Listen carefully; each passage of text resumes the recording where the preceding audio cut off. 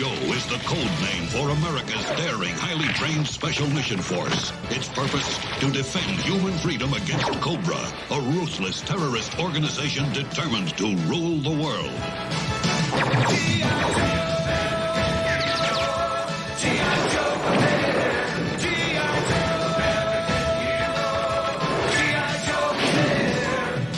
Fighting for freedom wherever there's trouble, we're legacy and retreat! G.I. Joe, G.I. Joe is there! G.I.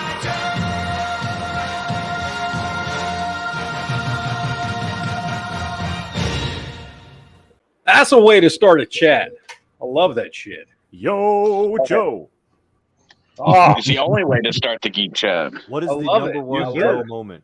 I mean, I get copyright. I get hit with copyright every time I do that, but I don't care. What's your number one Joe moment, Matt? Oh, dude, we've talked about this a million times before. It's G.I. Joe the movie. It's when Sergeant Slaughter's get out of Nemesis Enforcer. Giving him the Same business. thing. That's my favorite point. Yo, I he mean- gives him the business, man. This is for Duke. This is for the U.S. of A. Fucking love that shit. Make me That shit sick. pumps me up to this day. He I would love be, that. I would love to meet Sergeant Slaughter. Oh, hell yes. Yeah, Super nice dude. yeah. I got Oh, you met him? me and a buddy of mine went to a convention in South Carolina. He got the Mattel SDC exclusive Sarge figure in the G.I. Joe Bellaway colors. That's And he got Sarge to sign it. And he's such a nice guy. Would When he love got done signing it, he acted like he's going to shove it in his coat and take it home with him. yeah.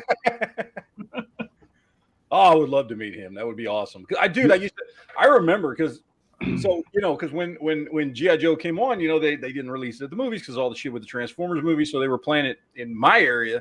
It was after school. Yep. And so, every day for a week, come home after school, and there was Sergeant Slaughter at the beginning of every episode, in between each commercial, and at the end of every episode. And I recorded it. So the fucking version of the G.I. Joe movie I watched for years was that VHS tape that had Sergeant Slaughter, because I would cut out the commercials. You hit pause on the VCR. For those kids out there who don't know how to use a VCR, when you wanted to record something, you didn't want to record the commercials. When it would go to commercial, you'd hit pause, and then you sit there and wait. And the second it started to come back on again, you'd hit pause again, and it would keep recording. It would pause the recording so you didn't get the commercials. So I had all the breaks of Sergeant Slaughter on the intro and outro for all the episodes that made up the movie and shit. It was great, man. I loved that shit. The movie is great, as is. I've got the movie on DVD and Blu-ray now. When I was little, the G.I. Joe cartoon was my introduction to Sergeant Slaughter. I didn't watch wrestling when I was a little kid. I didn't watch it until I was a teenager. So my introduction to Sarge was the G.I. Joe cartoon. I've never been big into wrestling, which I know I get a lot of shit for because I'm from Texas, but never been big into wrestling. But I knew who Sergeant Slaughter was before that. I just don't remember how. You know what I mean? I'd probably because I had friends that were into wrestling and stuff, so I had seen him. And I just remember the Pyramid of Darkness and how much Cobra was giving it to G.I. Joe for 4 days straight. Yep. The pyramid was getting locked up in Egypt, and then in the middle of a volcano, and like in the Amazon jungle, and Cobra was just winning. And I remember being so stressed out as a kid, like, oh man, G.I. Joe's gonna lose. And then they just turned it around. Yep. So every time. Fucking That's good still. stuff. I'm telling you, to me, G.I. Joe is the 180s cartoon outside of Robotech that holds up to this day. oh yeah, G.I. Joe holds up. I don't care what anybody says. Now, That's good story writing. the when Dick took over the cartoon, Oh, that It one? Yeah, that was one kind of horrible. sucked. What was that? Was that late 80s or early 90s? I can't remember. Early 90s. late 80s, I think. Late 80s. That Yeah. some reason they switched from Sumbo to Dick, and they got dicked. They added a bunch of characters that were kind of cool because I don't think we had gotten like oh damn, I'm blanking on him. What's the British SAS guy? Big Ben. Big Ben. Like we didn't get Big Ben till the Dick era. There were some cool characters that were from that era because they were introducing new characters. and I've shit, never but they- rewatched those. I got to rewatch those. Yeah, they weren't nearly. They as brought good as back the- Cobra Commander in the Dick series. He got rehumanized, or ish. Yeah. Yeah, Had well, the that's metal. when he had the blue and gray the blue and gray armor. Yep. It was in that series. That's where that came from. Which I do admit, I love that toy. I had that Oh, action. same here. I love that toy. It's Love like the to me, toy. it's like one of the best looks for Cobra Commander. Yeah, him all armored up and shit. You know. So I It was follow. Oh, I want one G.I. now Joe. in that armor so I can play with my graphite powder. Oh yeah. I follow a check bunch of this those out. GI Joes, those GI Joe Facebook groups, and those guys they pay a lot of money for that stuff. Oh yeah. Dude, I gotta get some of that shit. It looks so fucking cool when you paint that stuff, or however the fuck you do that. I don't know how. You hit them with a clear coat first, and I clear coat this, and look at that. It's a blue chrome. That's awesome looking, man. You just It looks sweet. buff it in with a paper towel, cotton ball, whatever, a Q-tip. Oh, art blending sticks, blending stubs work really good for, like, if you don't want to get like you got different colors already on the figure like this. You use the blending stubs, which is meant for charcoal and graphite, and just dip your blending stub into it and just rub it in. The rub and buff. You get chrome. I gotta get some of that shit, man. That looks awesome. There's some figures I would love to do that too. Oh, my wife was being awesome today, and she bought me this. I got Recondo, Oh, sweet. so picked him up. So we got a new GI Joe. And I haven't watched your review on it yet, but I got the bazooka too. He's huge. I don't have Bazooka yet. I thought you had. It was what the one I did. It was it Spirit, I think. Okay, it must be. Get your somebody's doing a thumbnail just about like yours, and in Oh, my feed. So I was like, "Oh, cool! Matt's got bazooka." I would love to have Bazooka. Bazooka would be awesome. I haven't Dude, seen it anywhere He yet, is though. massive. He's like the legs are the gung ho roadblock legs with new boots. The arms are bigger than Sarge's. Well, that's not right. That's, He is the same No, size as okay. gung ho roadblock and with bigger arms. The hands are massive, and he's so got vertically hinged hands for the big guys. it was Bazooka and Alpine were always together, right? Yep. Yeah, there was always a buddy. Me and a buddy buddy were duos. talking about why they made Bazooka this big. They're going to try to get the rights to the refrigerator Perry.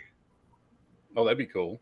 I would buy that in a heartbeat if they do Perry. But now I got a giant bazooka. Bazooka should never be bigger. No figure should be bigger than Sergeant Slaughter, except if they ever come out with a Nemesis Enforcer. Yep. Yeah. That's it. The Serpentor was big though too. He was. Serpentor Well, was Spectre wasn't like. I mean, he was. Yeah, I had that 3-pack Yeah. as a kid, which was Yeah. Nemesis Enforcer, Globulus and Serpentor. Globulus, and what's her face? What was the chick's name? Naminia. What was that? I can't remember her fucking name. I gotta look it up now. I can't remember her name, but I had that 3-pack, and Globulus was fucking huge. So this is pretty well Sarge's size. And it's a Pintor. Yeah. About a head taller than Sarge. Pythona, wasn't that her name? Pythona. There you go. Yes. I'm looking it up. I Pythona, haven't. that's what it was. Okay. It was Pythona. Those were great, man. Yes. Love that shit. Big Ah, Lob. I liked Big Lob. Big Lob goes for the goal. It's good. Him and Tunnel Rat. I like the fucking what did they call Chuckles. them? The rejects. What the Rejects fuck or do they call something? them? Beachheads rejects or something. Something like that. Because they never did anything with them. That's it. Yeah, but I liked them because they were the ones that like they kind of saved the day. Yeah. Because they were the only ones left. It was Yeah. like I always thought that was cool, man. Because I love all the other. We love all the Joes, but like you had to put them all in danger, and they're all up in those fucking pods or whatever the fuck. those Vines, pods yeah. and shit and stuff. So you got to get the new guys to come in and save the day. It was a great concept for a fucking movie. Oh, Introduced the cool new characters. Fucking got Don Johnson to do a voice, who was big shit back then. Who's Don? Who did he do? He was Falcon. Oh, that was. Yeah, that was Don Johnson did Falcon. Well, because Burgess Meredith did Globulus. Yep. So, But they bitched up that face on the Falcon toy coming out. oh yeah. It looks it looks like a Muppet. Caitlyn Jenner, take Well, your pick. Well, Falcon even in Or GI a Joe Team looked American horrible. marionette. The figure in the 80s, he looked horrible. He was nothing wasn't it like just? Falcon. I don't think it was actually, but it looked like it was pretty close to just a repainted Flint. I think it really was. I don't remember for sure, but like that's what he looked like. He looked like Flint because I remember when he came out. I remember at first being confused because I knew he was somebody's brother. And he looked like Flint. And I remember at first thinking, oh, he must be Flint's brother. It's like, no, he's Duke's brother. I was like, well, why does he look like fucking Flint in He's different Duke's half brother. Yeah, Duke's half brother. So, yeah, whatever. He looked like Flint. And I always thought the two that I thought looked the coolest were Flint and Beachhead. Those were the two that I thought had like the coolest. Beachhead always looked cool. I fucking Beachhead just looked badass. Yeah, he was awesome. But yeah, Flint was my favorite. I think I was more Team Flint than Duke. Oh yeah, absolutely. Flint was way cooler than Duke. And Flint hung out with Lady J. Oh yeah, and she was cooler than Scarlet because Scarlet just didn't do it. Lady J was like tough. Oh and I liked that whole dynamic between those two. Yep. And Shipwreck more hung out with Flint. So yeah, and Shipwreck was just fun. He was the most entertaining. Yeah. To watch. Yeah. He had like the jokes. He was the most entertaining to watch on the show. And whatever that episode was, where Snake Eyes and Shipwreck had like a whole arc together, and and Snake Eye dresses up like Boy George. Like that's I love that episode. And they steal Cobra costumes, but they don't like they don't like Snake Eyes is in Snake Eyes outfit with a Cobra costume over it. Nobody questions. And Shipwreck still got the fucking parrot on his shoulder and shit. Yeah, it's like it's cool. And a dog, Timber. Nobody says anything to him. Yeah, it's super fun. I'll be right back. Nobody says shit. Like I don't think that's a Cobra regulation. That parrot you got there. No, it's fine. Don't worry about it. But yeah, G.I. Joe's fucking great. I love that shit to this day. Oh, Tim? What do you got there? What did you get? Oh, you got me a TIE fighter to go with my X-wing. Nice. And I noticed I got it home, but it came with battle damage. Oh, I thought maybe you just tried taking a bite out of it. No. Is that one of those? What is it? That's one of those micro squadrons. Yeah, Galaxy Squadron or whatever the fuck, Micro Squadron Galaxies or some shit like that. I've got a couple of those. Yeah. That's that actually I picked up at the road clearance. I got the Reaper Crest and I got an X-wing. And I got a the Obi-Wan's little. Oh yeah, his Jedi Starfighter. Yeah. And it comes with the ring. Yeah. That's cool. Good times. They're pretty cool. All right. I'm just waiting to get paid so I can get that fucking shredder. Speaking of Flint, dude, that shredder's fucking awesome. I would love for them to do retro card at Hasbro for Walmart retro cards. More Real American Hero looks for those two characters. Mm-hmm. Because they need it. Those They didn't are go a when whole they line, were, just that, do the whole thing. those early waves were that Fortnite mashup stuff. They were like trying to do too much, make it look too futuristic with the weird armor and the sci-fi and shit, and that's just didn't work for G.I. Joe. But anyway, got a few things to talk about today. By the way, Before we get into that real quick, G.I. Joe was not a topic. I just love talking about G.I. Joe. That was not a plan there to open up the first 15 minutes with G.I. Joe. G.I. Joe's just fucking awesome. That's why. What were you going to say, Tim? You're going to say something, Tim? before we go into that too much, I finally started watching For All Mankind. You did, and it's awesome. Yes, watched the first 5 episodes of the first season so far, and it is awesome. I'm telling you, it's like I'm really enjoying it. I say there is at this point a two-way tie between For All Mankind and Yellowstone as the best show on television, with a close third being House of the Dragon. I think those are the three best shows on TV right now. What's the third? What's the three? It is kind of odd to me seeing the same guy that played Rick Flag in these Suicide Squad movies as an astronaut. That's a little adjustment there, but it works. It works, man. You know, he's playing the part well. Yeah. Okay, we've got to talk about Star Trek Picard season 3. I may be the only one here who's watched it. That's fine. And I know a lot of people out there, hardcore Star Trek fans, are not happy with the current state of Star Trek. I understand that. I don't hate all new Star Trek.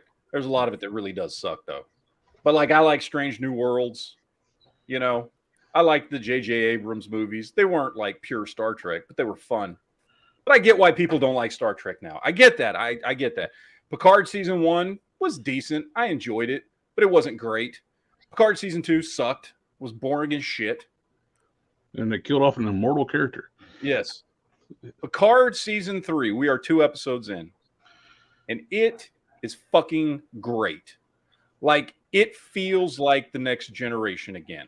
That's what I heard some people talking about. It's like, if you could just basically wipe out seasons 1 and 2 and let this start up be like continuation of it is so gen. far. Only 2 episodes in, though. And I've heard people who've seen the whole show. There's some YouTube channels that are review channels that have seen the whole show that I listen to that fucking love it. But putting all that aside and trying to take those other people's opinions out of it, first 2 episodes of this show are fucking great. Like, it feels like Gene Roddenberry Star Trek again. There's just something about it. It feels like a new season of Next Generation.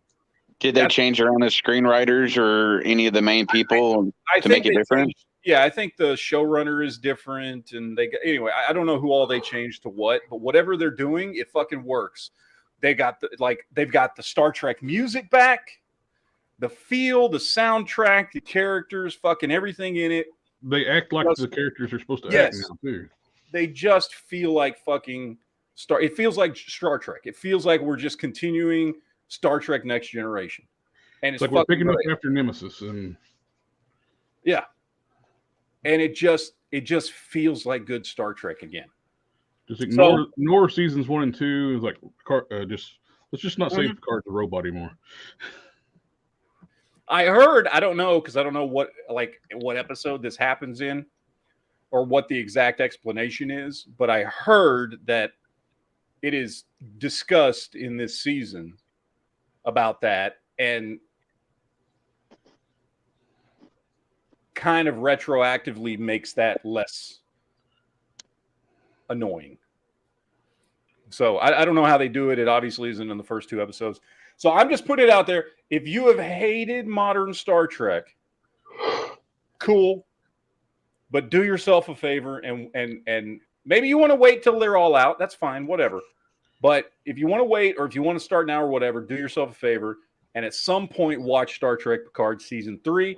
Don't worry about season 1. Don't worry about season 2. Don't worry about fucking Discovery or anything else. Although I will say I do think you should watch Strange New Worlds because I think that feels like Star Trek too. But putting all that shit aside, you don't like it, whatever. You like the original TNG, do yourself a fucking favor and watch Picard season 3. Because I'm telling you, it's fucking good. It's like legitimately fucking good. So I just have to put that out there to everybody. Because I know it's been a big deal for a while now, man. Ever since Discovery started, we were, what, 5 years now? Discovery started, what, 5 years ago? I block it from memory. I don't know. Yeah, so it's been for like the last 5 years. People just fucking hated new Star Trek, and I get it. Fucking fine, whatever. But it feels like old Star Trek is back. Do yourself a fucking favor, watch this shit because it's really fucking good. So I have to put that out there because I was very excited. Me and my wife sat there and watched the first 2 episodes, and 2 nights ago, and fucking we both loved it. And she doesn't give a shit. It's not that she dislikes new Star Trek. She just doesn't give a shit, right? She doesn't pay attention to it. It's not something she seeks out. She watched part of Picard season 1. She didn't watch any of season 2. I think she watched the first season of Star Trek Discovery, but like she just didn't give a shit, right? Like she doesn't dislike it. She doesn't like it. She just whatever. But she, just like a lot of us, grew up watching Next Generation. Fucking she loved it.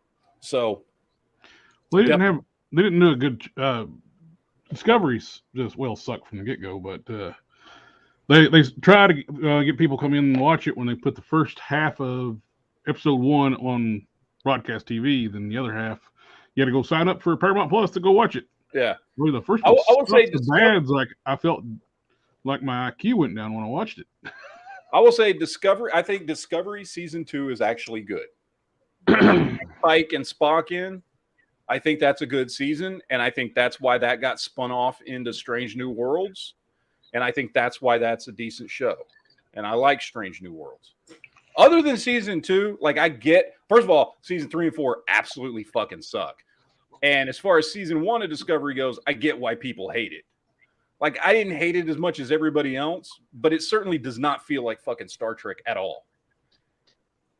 So is there any new Star Trek movies slated to come out soon? No. None of them. They put a little bit of Klingon porn in season 1 too. They did. But yeah, I'm again, ignore all that shit. Watch Picard season 3. You'll be happy you did. I really didn't get to understand. Really don't get why they want to redesign all the different aliens too, because Next Gen did a great job redesigning aliens from the TOS era to Next Gen. They were great designs. You didn't have to reinvent the wheel. Yeah. You didn't need to give Klingons 2 penises. No, you did not. There was a lot of things they didn't need to do. Yeah. The back lift turn around backwards would stab their sides if they try to use it. There was some weird shit. Yeah. The whole redoing of the Klingons, like as we had never seen them before, even though we know all about their history, you know, going back to the Enterprise, Star Trek Enterprise era. Mm-hmm. All of a sudden, there are all these weird factions and shit that are, you know, there was a bunch of weird shit in Discovery that just didn't make any fucking sense given what we know about Klingons and what we know about a whole bunch of other shit and all this stuff. And anyway, they stole that whole thing too with like the showing the weapon type thing with the Klingons and not being aggressive and getting shot by basically mistake. Yeah, by Burnham thing. That's Babylon 5. That's how the Minbari, they would greet ships with their gun ports open as a sign of respect. Then the Earth Alliance, somebody got nervous and fired and started the war. They stole that from Babylon 5 like they stole other stuff from season 1. Yeah, I think what you had with what you've had with Star Trek in recent years, a bunch of people that just I don't know. It's like they're trying to do their own version of Star Trek instead of trying to do Gene Roddenberry's version of Star Trek, which is what, you know, people like what's his name, Rick Berman, maintained for a long time. You know, despite the fact that Gene Roddenberry had died and passed away, Rick Berman held the mantle for Gene Roddenberry throughout, you know, the next 3 series. And a lot of people didn't like it. You know, there were some people like a lot of people didn't like that he didn't let, for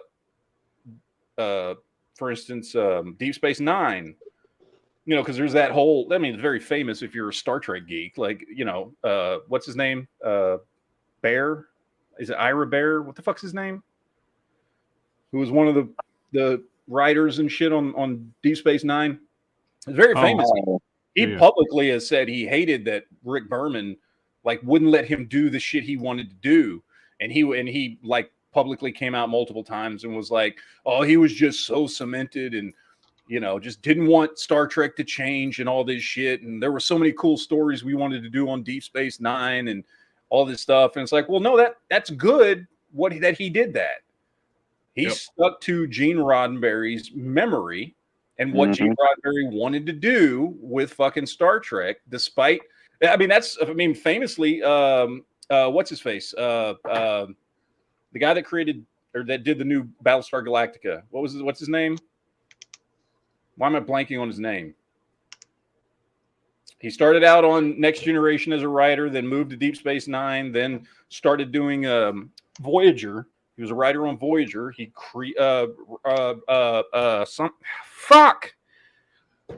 starts with an R. Can't remember his name. Anyway, very famous writer. Ronald D. Moore. That's his fucking name. He trashed Berman up and down. That's why he left Voyager. Because Berman wouldn't let him do what he wanted to do with Voyager. And later on, Berman came out and said, no, what he basically wanted to do is what he did in Battlestar Galactica. He wanted to create this very dark show that was very, no hope for the people on the characters of the show, that, maybe would have paid off in the end, but I didn't want to do that because that's not what Gene Roddenberry would have wanted. He wanted there to be, he wanted the Federation and the characters from the Federation to always represent hope for the future of mankind. And people wanted to change that. And that's one of the things people loved about Star Trek. It's not a dark dystopian future. Exactly. Mm-hmm. Deep Space Nine was one of my favorite ones. So, you have people like Rick Berman that would preserve that Gene Roddenberry ideology behind Star Trek. Well, he's not doing Star Trek anymore. Now you have all these other new people doing it, and they're doing what they think their version of Star Trek should be. And it hasn't worked well. You know what I mean? Like it just hasn't clicked because it hasn't felt like Star Trek. Like it's visually, it's Star Trek. You see the ships, you see the uniforms, you see the phasers, you see the familiar aliens and shit, right? They talk about the Federation and all this stuff, but it doesn't feel like Star Trek. When you got an admiral talking to a hero of Starfleet with Picard, just down-dressing him, such pure effing hubris. Yeah. Like, seriously? Yeah. And there's even like in the first couple episodes of Picard, there's that type of stuff comes up where it's like, people there's one character in particular who's like the humans are awful talking to Picard a certain way. Yep. And Riker's like, excuse me? Like, what the fuck did you just say to him? Like, it's good. Again, Picard season 3 is fucking good. I'm loving it. 2 episodes in. I can't wait to watch more. I can't wait now for every Friday to have something really cool to watch that I'm excited about. They're really working on the nostalgia hit too like they redid the Titans as Neo Constitution class, and they make them look a lot like the Constitution class. It looks a lot like the old fucking Constitution class, or what? Well, I guess it was the Constitution class, and it got retrofitted into the fucking Enterprise class. Or no, it was the Enterprise class, right? Because the original and retrofit they've ever had an Enterprise class. Huh? I don't think they've ever had an Enterprise class. They have, actually. I've had this discussion with Geeks before because it was directly mentioned by, I forget the guy's name, the main designer of the ships throughout all the movies, the original movies with the original TOS cast. And he created the Enterprise A to be the Enterprise class. And it's only mentioned as the Enterprise class in a few reference books. But that is what it is. It is not a Constitution class. The refit was a Constitution class, but the Enterprise A was originally designed and written in the movies to be the Enterprise class because it was the first of its class, and it was there to pay homage to everything that the crew of the Enterprise had done in the Constitution class. And you can only find it in a few reference books, but the Enterprise A is supposed to be the fucking very first Enterprise class starship. And that's how they wrote it for the movies, and it's in a few reference books, but nobody talks about it, and everybody just calls it the Constitution class. But it's not. It was a new ship. It wasn't the retrofit. The retrofit got blown the fuck up. And they weren't using the Constitution class anymore. In fact, the retrofit of the Enterprise, I think, was the last Constitution class that was in service at that point, which is why it got retrofit. And because it was still the flagship, and it fucking got blowed the fuck up. So when they did the Enterprise A for, what was it, Star Trek Final Frontier, was with the first time we see the Enterprise A. That's actually an Enterprise class ship. So I remember arguing this with a fucking Star Trek nerd one time, and I was like, no, I'm telling you, I'm right. And we looked it up, and I don't remember where we found it, but it was in reference books that were written by the designers for all the models and stuff for the movies. And they had officially called it the Enterprise class ship. So what's your if you could captain an Enterprise in an era, and it's going to be you replace the captain with you and that crew, what are you going to my favorite has always been and will always be the Enterprise A. My favorite ship, it's my favorite crew. Love TNG, love all the other crews. That was when, and also just as far as the ship itself, the design was so much more, I don't know, it felt more militaristic between the ships, the uniforms, everything. It felt more like, Space Navy or whatever, except without all the homosexuality, right? You know what I mean? That's for all my Navy friends out there, but it's true. Anyway, what was the Enterprise in First Contact? The what? What was the Enterprise in First Contact? That was the Enterprise E. Yep. That was I love that. Sovereign class. Sovereign class. Thank you. I couldn't remember the class. Yeah. Fantastic ship. But yeah, no, I grew up on the original movies. It was the first one built for war since like TOS. Yeah. Well, the Defiant was the first warship, straight up warship, and the Sovereign was basically because the rest of them, when they got caught off guard by the Borg, they went into overdrive, retrofitting all these older ships and all these science vessels, and like adding fucking the torpedo pontoons and shit to them to retrofit them, and so yeah, the Sovereign class was the first. Like, okay, well, actually, there was a couple, because there was what was the one, the Steamboat class, which was just like a heavy freighter that was very, very small and carried a large complement of like shuttlecraft and stuff. But for the most part, it was just one big fucking torpedo platform. And then there was what's the other one? The Akira class. Oh, yeah. They had created the Akira class, but those were all smaller vessels after they had created the Defiant class. I'm sorry for people out there. I can nerd out about some fucking Star Trek shit, so just fucking deal with it. You can. But the Sovereign class was the first like full battleship. Like, it wasn't, because all the other ones, the Defiant, the Akira, the Steamboat, they were like very, very small vessels that were just there to like go in really quick, fucking unload a bunch of shit, and then like get out. They didn't have a lot of defenses. They could unload a lot of damage with photon torpedoes and quantum torpedoes and all kinds of shit, and lots of phasers and shit, but they weren't very big ships, and they couldn't really take a pounding. But then they built Sovereign class, which was like a full battleship that could fucking sit there, and take on a Borg cube without having to dodge and weave, because it had all the defensive and offensive capabilities of all these other fucking ships combined. That's what it was so stupid. And like in First Contact, when the Federation wanted Picard to stay out of the fight with the Borg cube, because you might be compromised. He's in one of the most powerful ships in the fleet. Yeah, let him exactly. go. Yeah, exactly.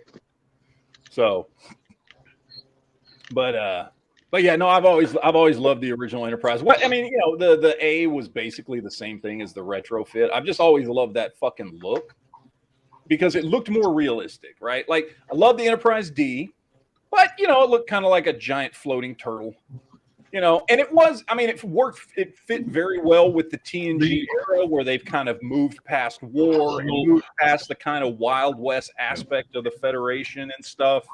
And you got two different, what most people don't realize, normies besides you and I, like other people like us. There's two Ds. There's the big shooting, like the huge detailed model. It's like, was it 7-8 feet long? You had the smaller one. It's 4 feet long for like space battle scenes. They had different saucer sections. They look different. The big one had a thinner saucer section, which looked nicer. The shorter one, which they started using for more shots later on because it was easier to shoot, not so big, cumbersome monster. Yeah. So I like the big one better between the two Ds. Oh yeah. So you like the bigger D? Is that what you're saying? I like bigger Ds. Yes. Okay. We all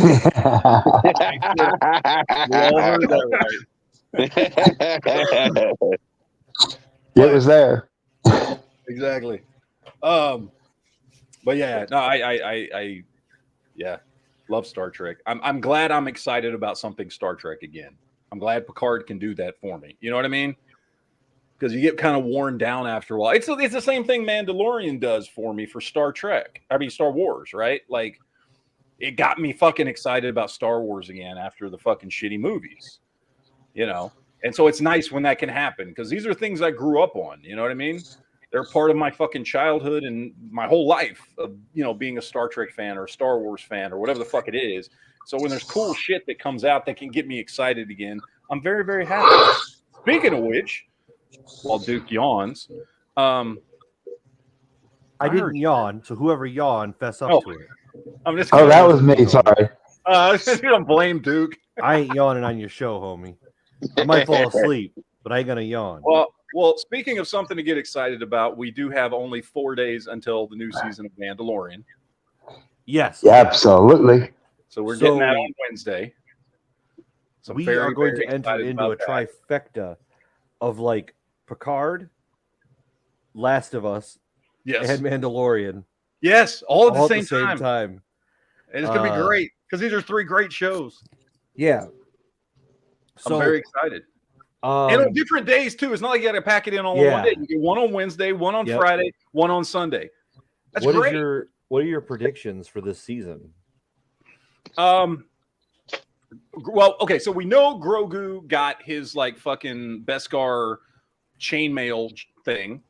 I do think there were I think there were some of the scenes that were like flashed real quick in the trailer showing Grogu getting more armor. I think Grogu's getting like a fucking helmet and everything this season.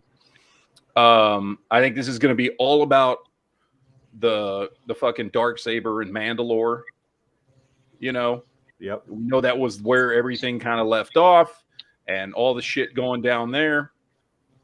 So I think there's going to be a lot of fucking Mandalorian lore and stuff going on Mandalore and Mando fucking armor everywhere throughout the whole fucking show and Grogu getting armor and all this shit. I know we're getting flashbacks. We saw that in the trailer, that last trailer that came out where we're getting flashbacks that were definitely taking place during Order 66 in the Jedi Temple. So I think we're going to get backstory on how Grogu survived Order 66 and where he's been and what he's been through for the last 50 years or whatever it's been, you know? So I think we're getting...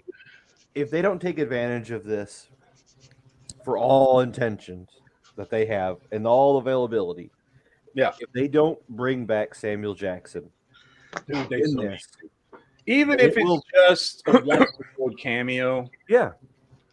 But if it's just a flashback of him being the one to save Grogu. Yeah. You know? Something. Or at best, they should bring him back as old man, I survived all this, because he would still be alive. So if they don't do that, it will be up there with the grievances like The Walking Dead with no Rick doing what he should have done. I think the only way that we do not get more Samuel L. Jackson is if he doesn't want to do it. Which is, he told them to send me in. Yes. And so I don't think Dave Filoni is stupid. I don't think Jon Favreau is stupid. I think they're both very smart, as evidenced by what they did with the season finale of season 2 with Luke Skywalker.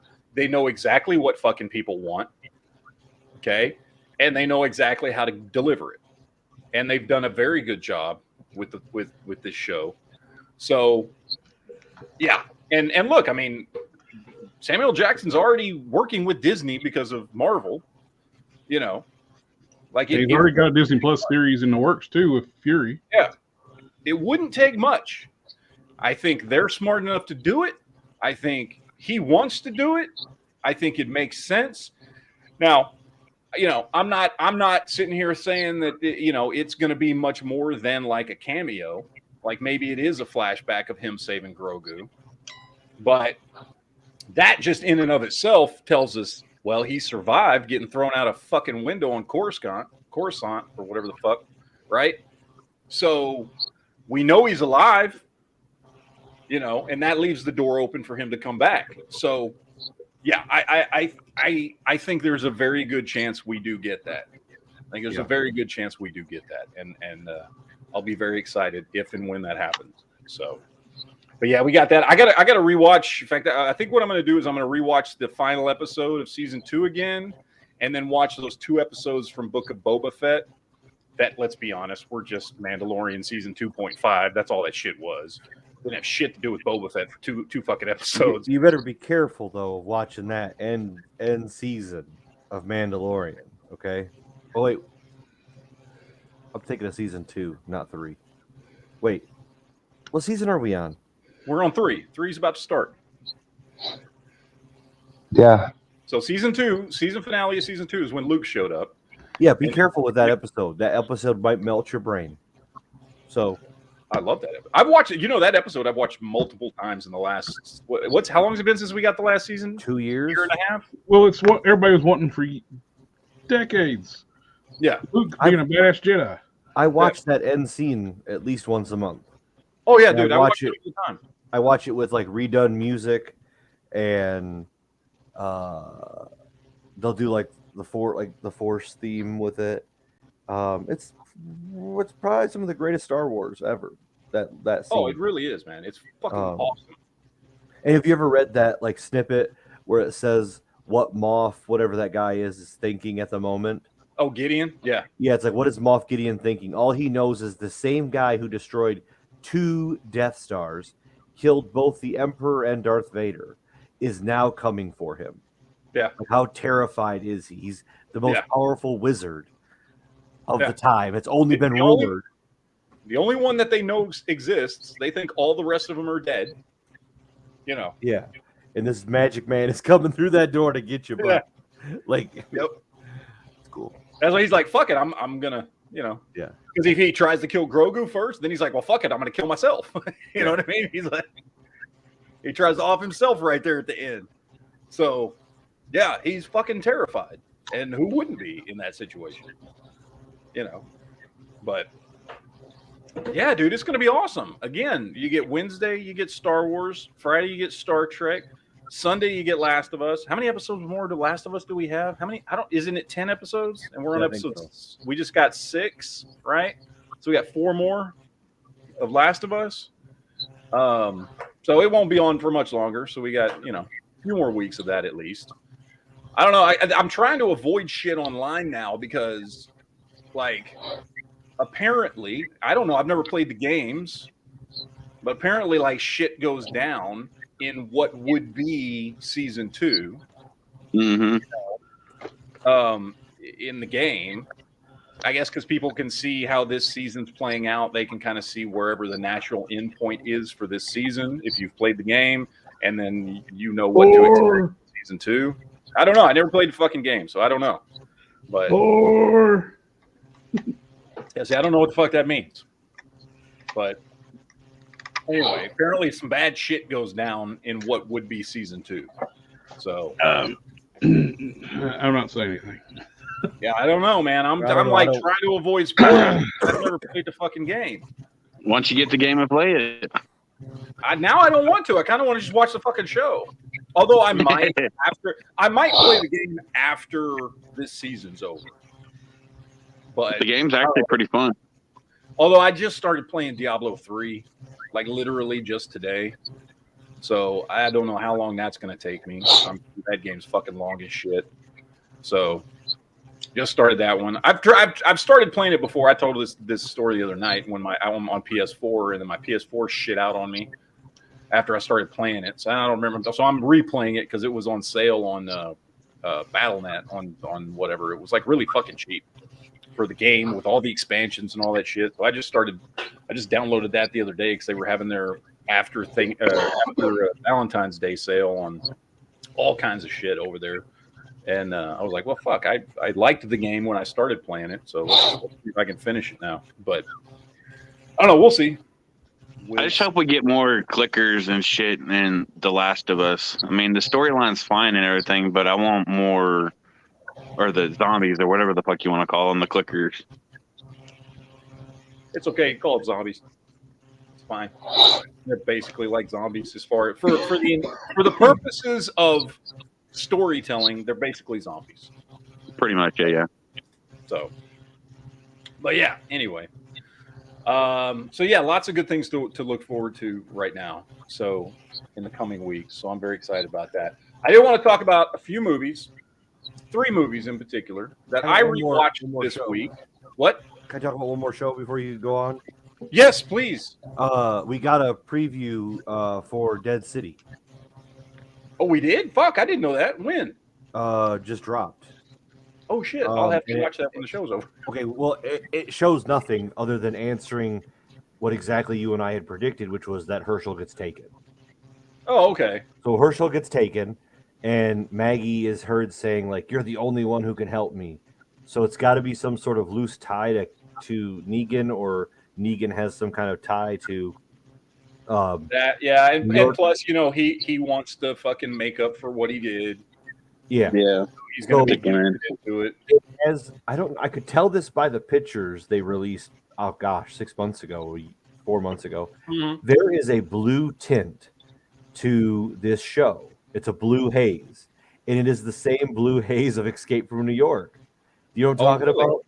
That blue haze. Yeah. You know, there's like a blue, like finish to it. Anyways, this has the same thing. I'm guessing we're gonna have a bunch of throwbacks to that. Anyways, that's all I kind of could see. There's nothing new other than that of it just revealing when is that coming, by the way? Is there a date? I think they said like June, the summer.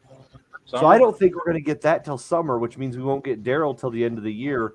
And then, so this brings me into the other thing of there's been some photos leaked of Rick and Michonne, and it shows Rick in a full leather costume with like a black trench coat, CRM.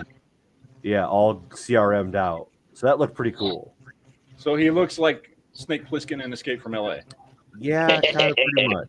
So anyways, I guess that's where we're at. There's not really a lot to talk about. I just wanted to say at least there's a preview out there for it, and I guess we'll go from there. All right. Well, that actually leads me into a couple things. One, and I'll just drop this real quick. Speaking of Walking Dead, so you know they're doing that Thunderbolts movie, right? Like originally it was going to be a TV show, and then they're turning it into a movie.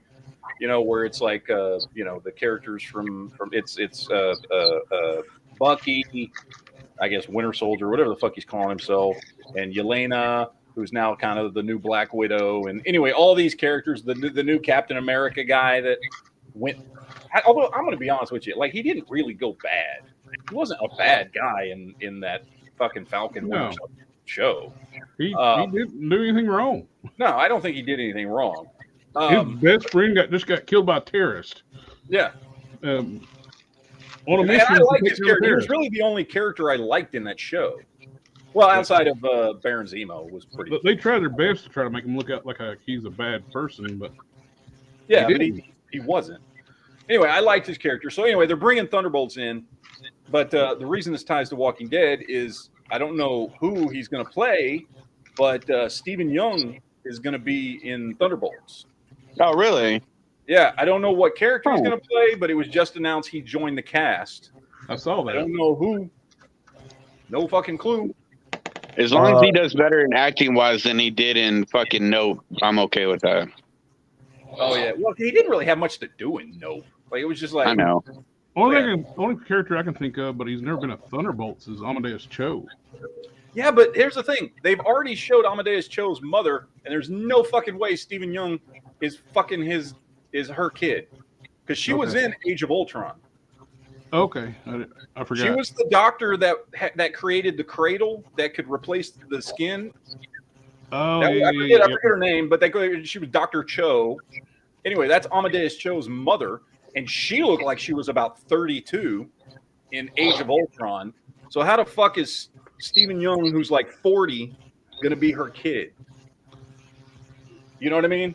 Yeah. Mm-hmm. Like, I don't understand. Well, right now the MCU is ahead of us in time wise. I'm telling you right now With the that Stephen Yu found a niche in Glenn and played more of himself than anyone else on that show, I think.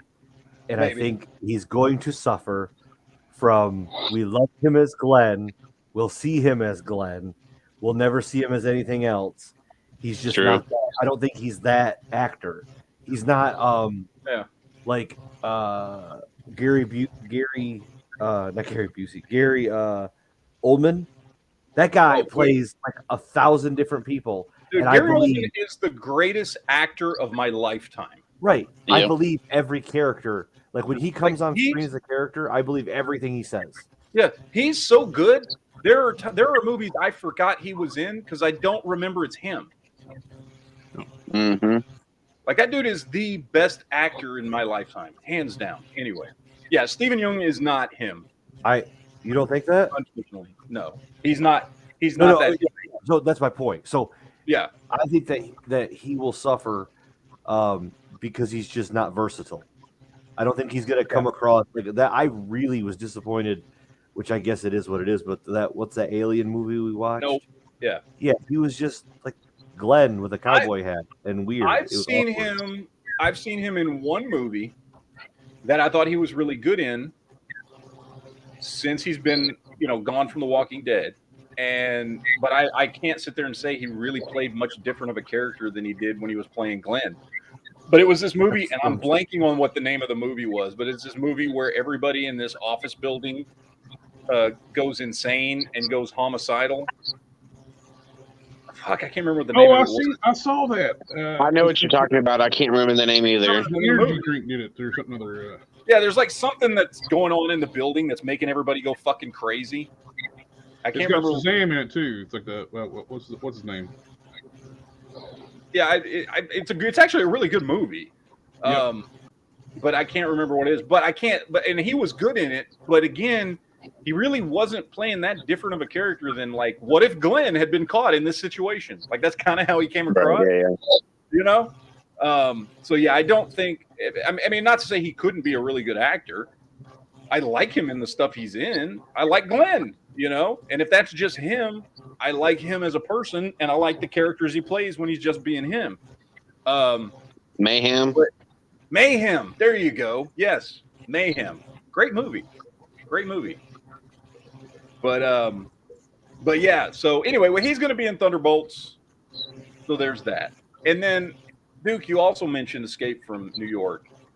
And this ties directly into some movies I watched this week. Okay. I did not watch Escape from New York, but I did rewatch Escape from LA. What? Yeah, Why you gotta say that? I was going to watch both of them. I was going to watch both of them this week and then talk about it this weekend with like, hey, I just watched both of them. And this is what I think kind of thing.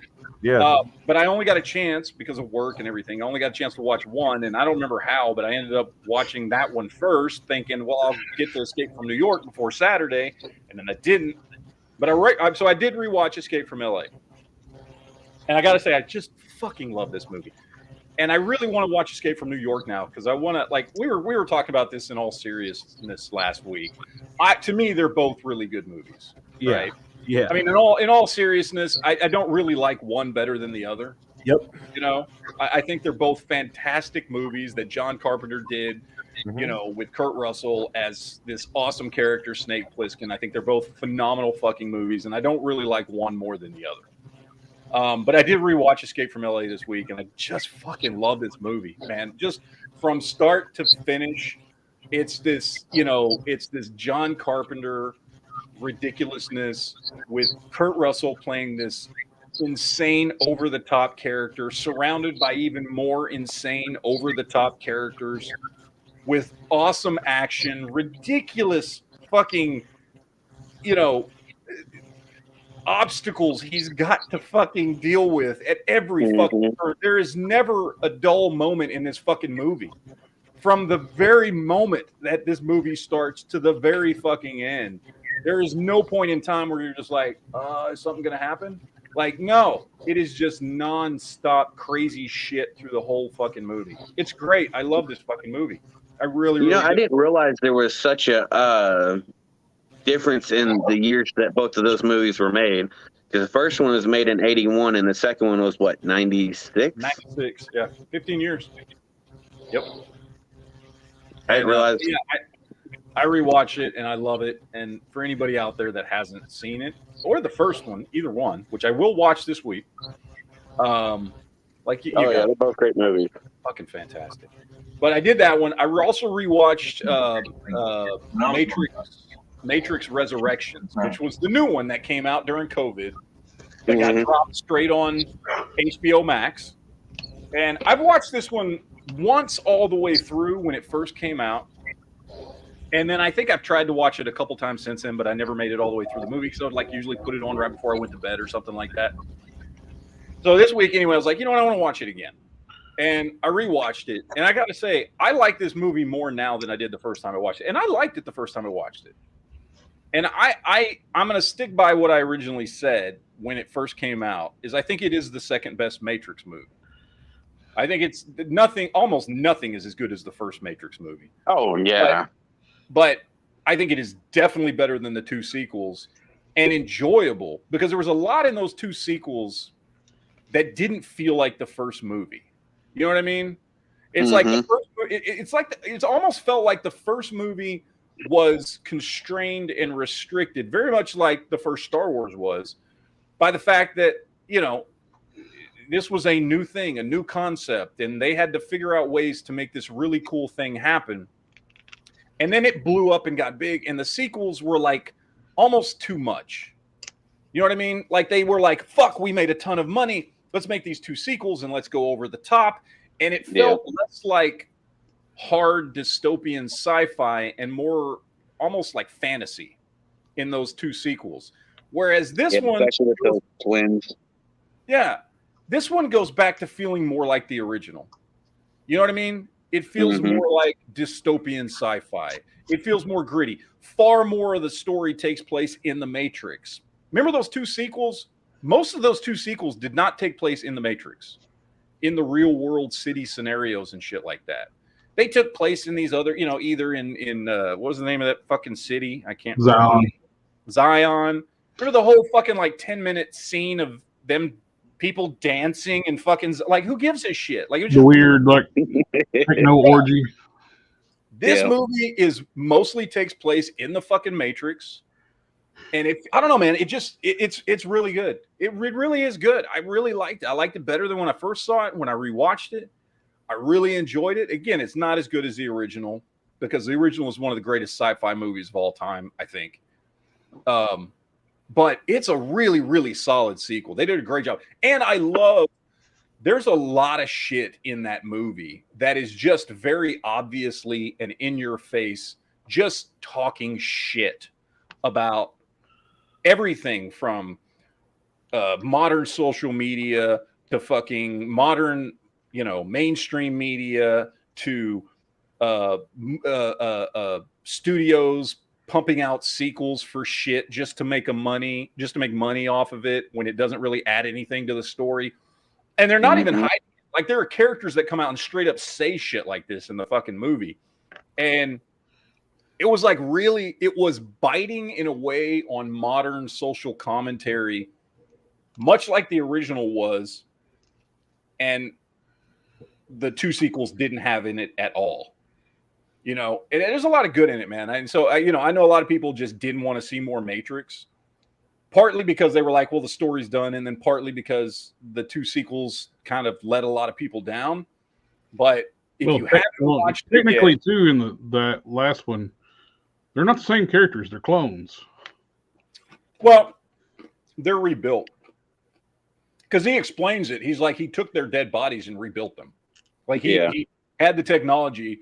He had their body, because when it first shows them it's Neo with his eyes burned out, and he's got the I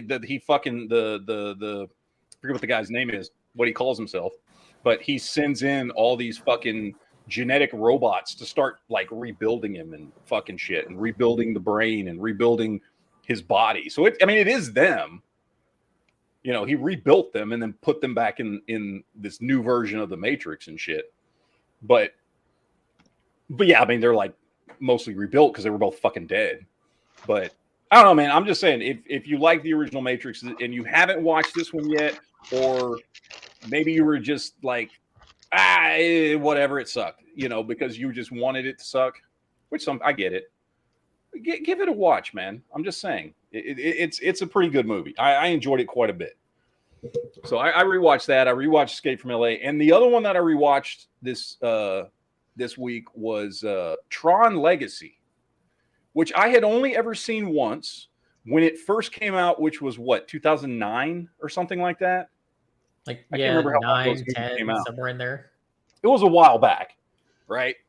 And I had watched it once, and I watched it with like my son, who at the time was like 10 or whatever. And, you know, honestly, I don't remember what I even thought of it at that point, but I had never gone back and rewatched it. And so I'm like, you know what? I loved the original Tron when I was a kid, although I've gone back and watched it as an adult, and it's a little cheesy, but I can see why I liked it a lot as a kid. You know what I mean? Yeah. It wasn't a horrible movie, but like, you know, it wasn't great either. And so I went back, I rewatched Tron Legacy, and I gotta say, it was really fucking good. Like, way better than the original. Done really well. It's still got Jeff Bridges in it, but I forget the dude's name. He's on. Is it Charlie Hunnam? No, it's not Charlie Hunnam. He's on fucking. Is it Garrett Hedlund? I think is his name. He's on Tulsa King now. He's the dude that owns the bar in Tulsa King. The redneck dude that owns the bar in Tulsa King. Well, that's one of the reasons I'm thinking about the. Anyway, he plays Plus is Tulsa Kings. Yeah, he plays Jeff Bridges' son, who goes into the Matrix after Jeff Bridges' character's been like disappeared all this long time ago. Anyway, there's a lot of really cool mythology about, you know, the world of Tron, and a lot of cool stuff in there. Dude, I'm telling you, I wish it had been more successful, because it was actually a really good like kickoff, like a starting off point for like a trilogy of movies. The only really nitpick I had with it, I wish Tron was actually in it more. Jeff Foxxett, singer. You know what's really sad? They made a show that was a prequel to Tron Legacy, and it was the lead up to, like, it had Tron still being alive. As Tron? Yes.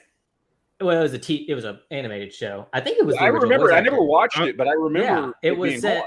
Yeah. It was. I don't remember how many years ago it was set, because I know time works differently in the grid. But yeah, I know the show you're talking about. It was Tron was still alive as Tron. He wasn't Rizzler's. He hadn't gotten turned into. Well, I forget what they call him in the movie, but when he's, you know, taken over by he was Clue's minion.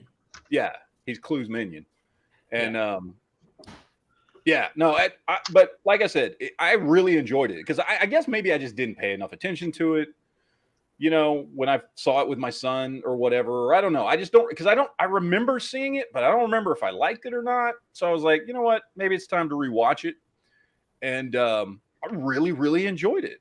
I mean, I really did. It was a fun movie. It wasn't boring at all. I remember it delving, because I actually remember the original Tron, because I've watched a handful of times over the years. It was way better than the original Tron. And not just because it's newer special effects, but just the story was way better, you know, and delving into, you know, this, you know, the life being created inside the grid and all this stuff. And, you know, the mythology behind, you know, after he created it, and bringing, you know, creating Clue to help him run it and all this. I mean, there's just a lot of cool shit in it. It was a really good story, and I was kind of surprised, honestly. I watched it because I was fucking bored, and I was like, I just want to watch something that I either haven't seen in a while or haven't seen before, or whatever. And I was like, I was flipping through HBO Max, and I was like, oh, Tron Legacy. I was like, you know what? I don't even fucking remember this movie. Why don't I put it on? So I did, and I loved it. I thought it was a lot of fun. Well, we're getting another one. They do need to make another one. Although I've heard they're making. They are making one. Well, there's been one in the works for like 10 fucking years. I don't know if it will ever be made. Although last I heard, it was Jared Leto. Thank you. Jared Leto attached to play that character who is Jeff Bridges' son. And I'm gonna be honest with you, I don't like Jared Leto. No, like he's been in some movies that I liked, and I don't hate Jared Leto, but he's never been in anything that made me like him as an actor. Right? Like he's not sucked in quite a few things that I've seen and I enjoyed. I love what's the fucking gun movie? God damn it. Lord of War. He's the Lord brother. of War. I love Lord of War. He's in that movie. He doesn't suck in that movie. Supporting actors. Yeah. In the business. He's been in a lot of movies where he didn't suck and he didn't make the movie worse, but he's never played a character that made me like him as an actor.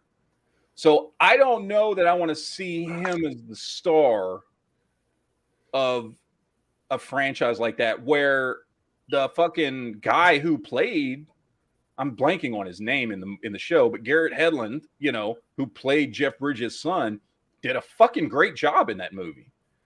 And I would rather see him just come back and do it. I mean, just like, yeah, it's 10, 12 years later, whatever the fuck, right?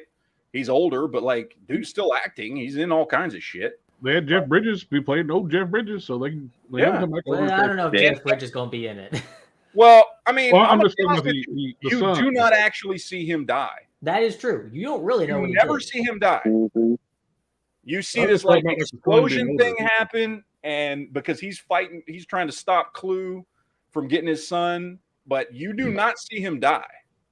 So Olivia I'm just saying he Wilde could still be alive. She'll take the paycheck because Don't Worry, Darling did not work out. She probably lost money on that.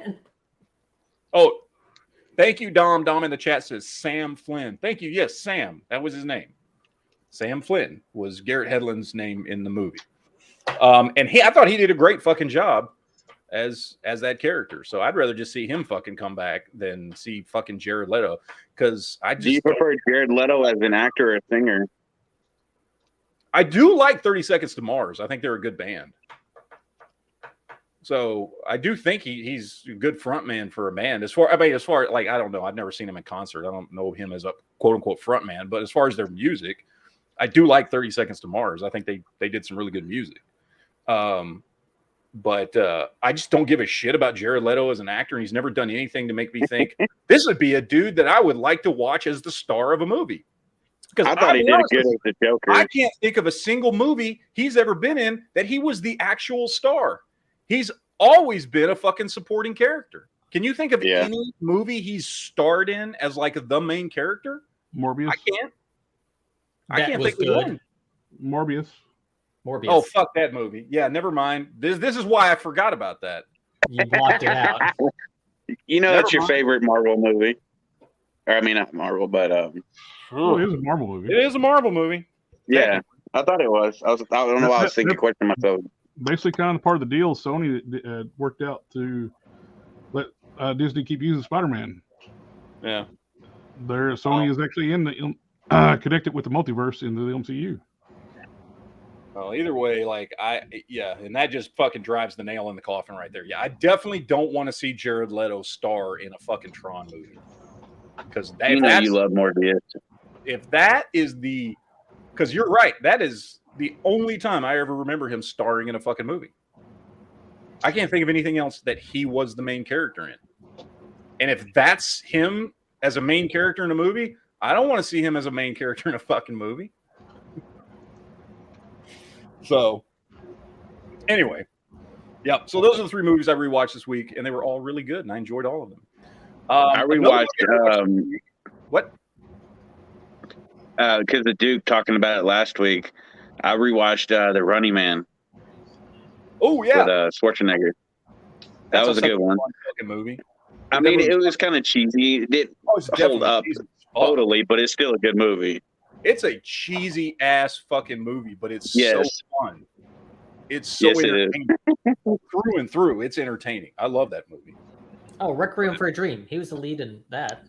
He was not the lead. That was a fucking ensemble cast. He was like one of 8 people that were leads. He was not the main character in that movie. Okay, he's the top build male character. Yeah, but still, he was a supporting character because there was Taking- nobody that was the star of that movie. Taking the money from Marlon Wayans. I was looking That's through Robin Williams, right? internet That sad one where he like kills himself. internet movie database, The Outsider. Pretty sure that's just real life. No, it was his wife who killed herself. That's what that movie was about, right? Was Jared Leto in that movie? Requiem for a Dream? No. What am I thinking of with Robin Williams? You're thinking of. I know exactly what you're thinking of. Is And it? yes, I think it does have. What dreams may come. That's what it is. Yeah, What that's dreams may what it is. come. Yep. I took Now, a another date movie for a I movie. watched this week that is new that you can watch on your home movie theater. F movies. That actually was at the movies. It might actually still be at the movies. I don't fucking know. Was this movie called Plane? And it's got Gerard Butler, Butler, plays yeah. pilot of an commercial airliner, and then the second lead is the dude who played Luke Cage in the Netflix series. Mhm. And it's very much it's like a Die Hard type movie, right? Like it's in the trailers, so it's not like a spoiler. But like, you know, he's flying a plane. The I can't remember the actor's name, but the guy that plays Luke Cage is like somebody on the plane who's a criminal who's being transported to the US, being extradited out of some fucking Filipino country or something. Anyway, plane gets hit by lightning. They go down on an island, and there are like fucking, you know, bad guys on the island. And, you know, it's up to those two to try and save all the passengers on the plane.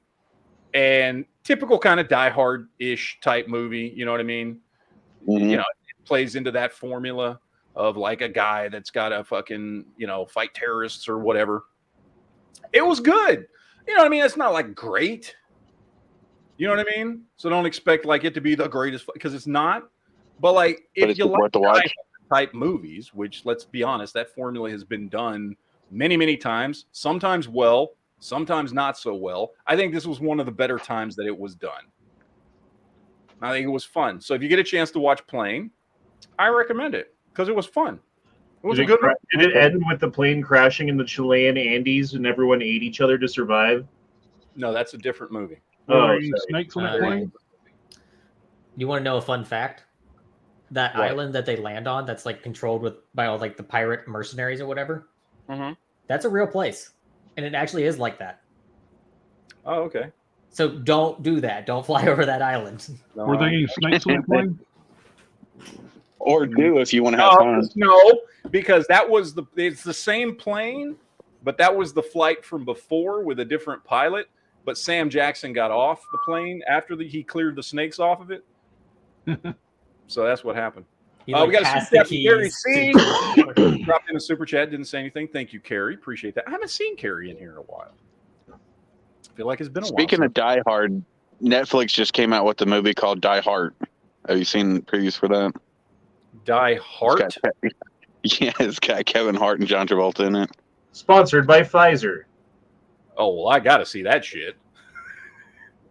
No, I haven't. It's called Die Hard. Is it on Netflix now? Yeah, I just saw it on there a while ago. I was looking for Tron to rewatch it, but I can't. I'll have to look at that. Oh, I've got to watch Yeah. this shit. Kevin Hart, but Die Hard. Kevin Hart's been doing a bunch of movies for Netflix the last couple of years, and like Mhm. none of them are great movies, but they're all just kind of good, funny movies to watch. You know what I mean? Yeah. Like it's not like they're great. You know what I mean? You're not fucking. He's not winning any goddamn awards or anything. I understand why these movies are going to Netflix and not the movie theaters. But that being said, they've all been funny to watch. They've all been fun. Mhm. So I like the one he did where he got mistaken for the what is it? What is it? Man from Toronto. Man from Toronto. Man from That Toronto. Oh, was yeah, yeah. That fucking was funny good. as shit. Yeah, it was. It was great. I'm just upset that no one laughed at my Die Hard sponsored by Pfizer joke. Yeah, no. Well, it would be funny Speaking if it of- wasn't true. That is true. True. That's true. Speaking of Usually it's funny Netflix, because- I watched a movie with David Harbour and Anthony Mackie. We Have a Ghost. Have you seen that one where David Harbour is a ghost? I just saw that pop up on Netflix, and I put it in my list to watch because I wasn't gonna like. I saw it, and when the trailer first starts, it looks like a kids movie. Mhm. But then I saw David Harbour as a ghost, and I went, "Well, I've got to watch this shit." Like, Yeah, it was pretty good. I mean, it was kind of kiddish, but I mean, it was still good. I just want to see David Harbour play a ghost because I was Dude, it about was to fucking click off hilarious. of the trailer. I was about to click off of the trailer, and then I realized that was David Harbour as a ghost. So I was like, "Well, fuck it, I'm gonna watch." So I watched the whole trailer, and I was like, "I think I want to see this fucking movie." So He did a pretty good job as a ghost with his fucking comb over. yeah, I just saw that like yesterday, maybe. I think it was yesterday. It popped up. I opened up Netflix, and that was the preview at the top, and I was like, "Wait a minute." Yeah. So I added it to my list to watch because I wanted to see that. I like David Harbour, man. I like him as an actor. He's been in a lot of So stuff do that I. I like. So I wasn't sure about it at first either because, like you were saying, I thought it was going to be too corny or kiddish or whatever. But I gave it a chance because it had David Harbour and Anthony Mackie in it. yeah, Anthony Mackie's another one that's been on Did Netflix Duke a lot, just too. snore? yeah, he has because what was he? He was in Altered Carbon season 2, which, by the way, Yep. he was a horrible choice for that. Well, But he was in that. He did that movie where he was a robot that went bad. I'm Yeah, it was like there, but Across the Line or something, The Line or something like that. Yeah, yeah. Outside the Line. which was a pretty good movie. I liked it. Yeah. And then he did some weird fucking trippy thing that I tried to watch, and I got like 10 minutes into it, and I was like, this is too fucking weird for me. I can't remember what it was. It's something about he's taking a drug and starts seeing other dimensions or some shit. I don't remember because it was too weird, and I was like, yeah, I saw him in it. It was a new Netflix movie like a year ago. And I think I know remember what you're talking about. oh, I'll watch this. And I got 10 minutes into it. I'm like, I don't know what the fuck is going on here. And I'm not entertained. So I just turned it off. So I don't know. Outside the Wire, I think what it was. Outside the Wire. There you go. BMT or what? I have no idea, dude. I don't know what the fuck was going on in that movie. So I would just stopped watching it. We got a super chat from Dom says, dude, rewatch The Wizard, Power Glove Fraud. I remember I loved The Wizard as a kid. I loved that fucking. I haven't gone back and watched it because I'm afraid it doesn't hold up. But is that for those who don't know, that's the movie Fred Savage, right around the time he was doing Wonder Years. And he plays a kid who's got an autistic little brother and who's like really, really fucking good at Super Mario Brothers. This is like right when Super Mario Brothers, actually the movie came out. I'll be honest. I think the movie was mostly produced by Nintendo to promote Super Mario Brothers 3 because it takes place. It's like the kid wants to go across country to go to this Nintendo contest thing where I don't know. Anyway, I think I remember that one.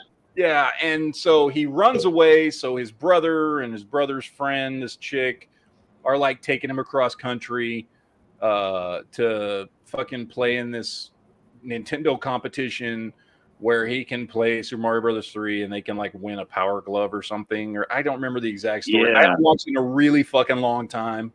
I remember liking it as a kid. It was some ridiculously high amount of money for winning a video game, which back then seemed like ludicrous. Like, oh, you can make money playing a video game, and now there's like kids who make money playing video games. Yeah, there's like millionaires playing fucking winning millions of dollars playing fucking video games and shit. Like this dream came true for somebody. Did your mom love Fred Savage because of Wonder Years? I don't think my mother ever watched a single episode of Wonder Years. Really? Yeah, I did. I watched all of Wonder Years. I did, yeah.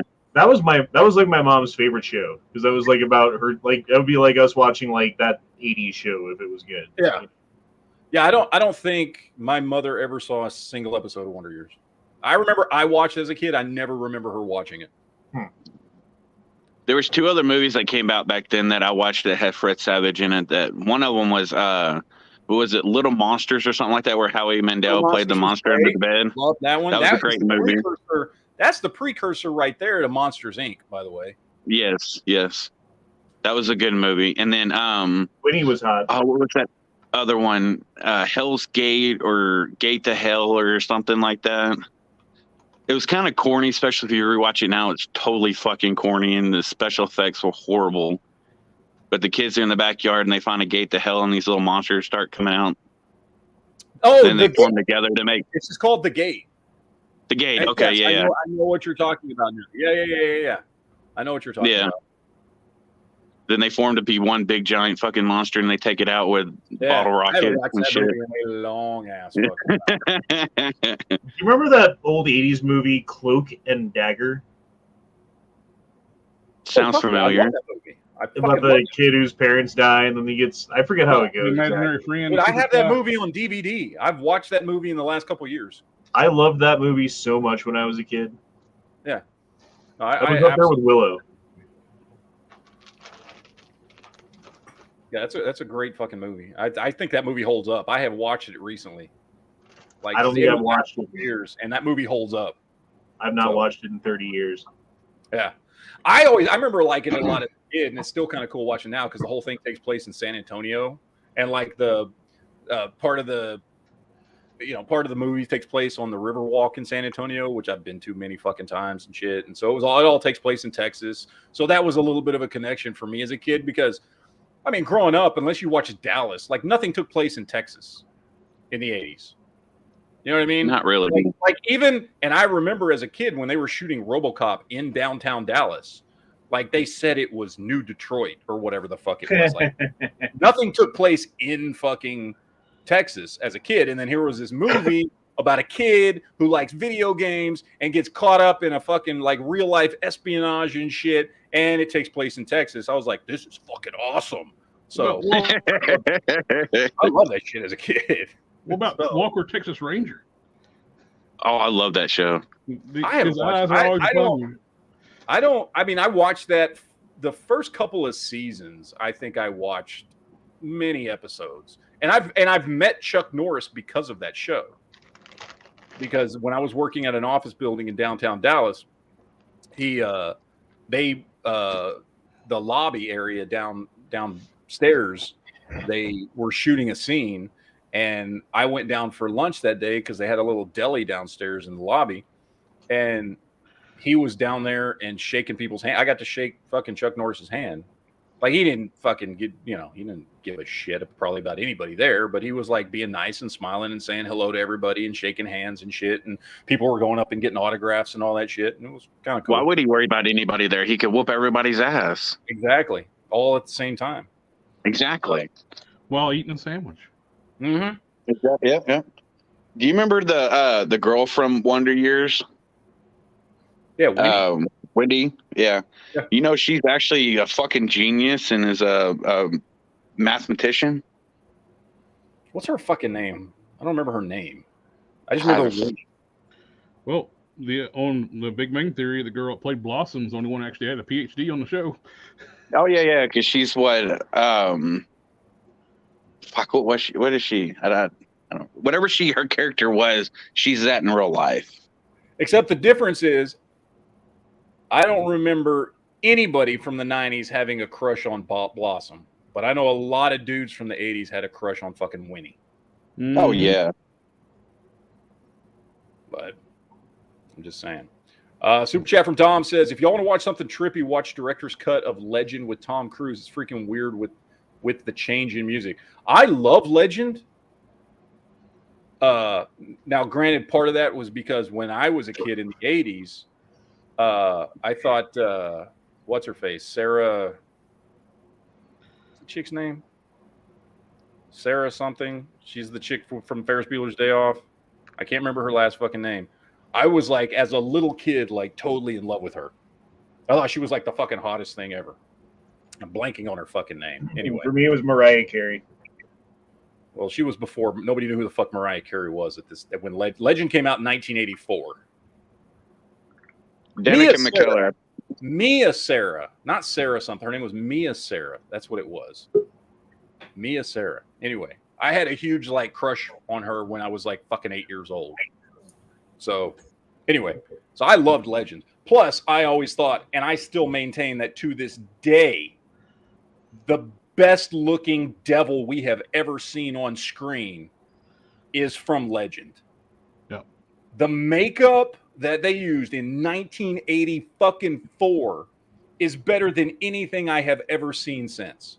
That is still the creepiest, freakiest, most real looking fucking demon, devil, fucking whatever the fuck he was supposed to be I have ever seen on screen. I'm And drawing a blank on it. Are you saying that makeup is legendary? Yes. Pull up a picture. Let's see it. Hold on, I'm gonna put it up right now. I feel like if I see it, I'll not be able to unsee it.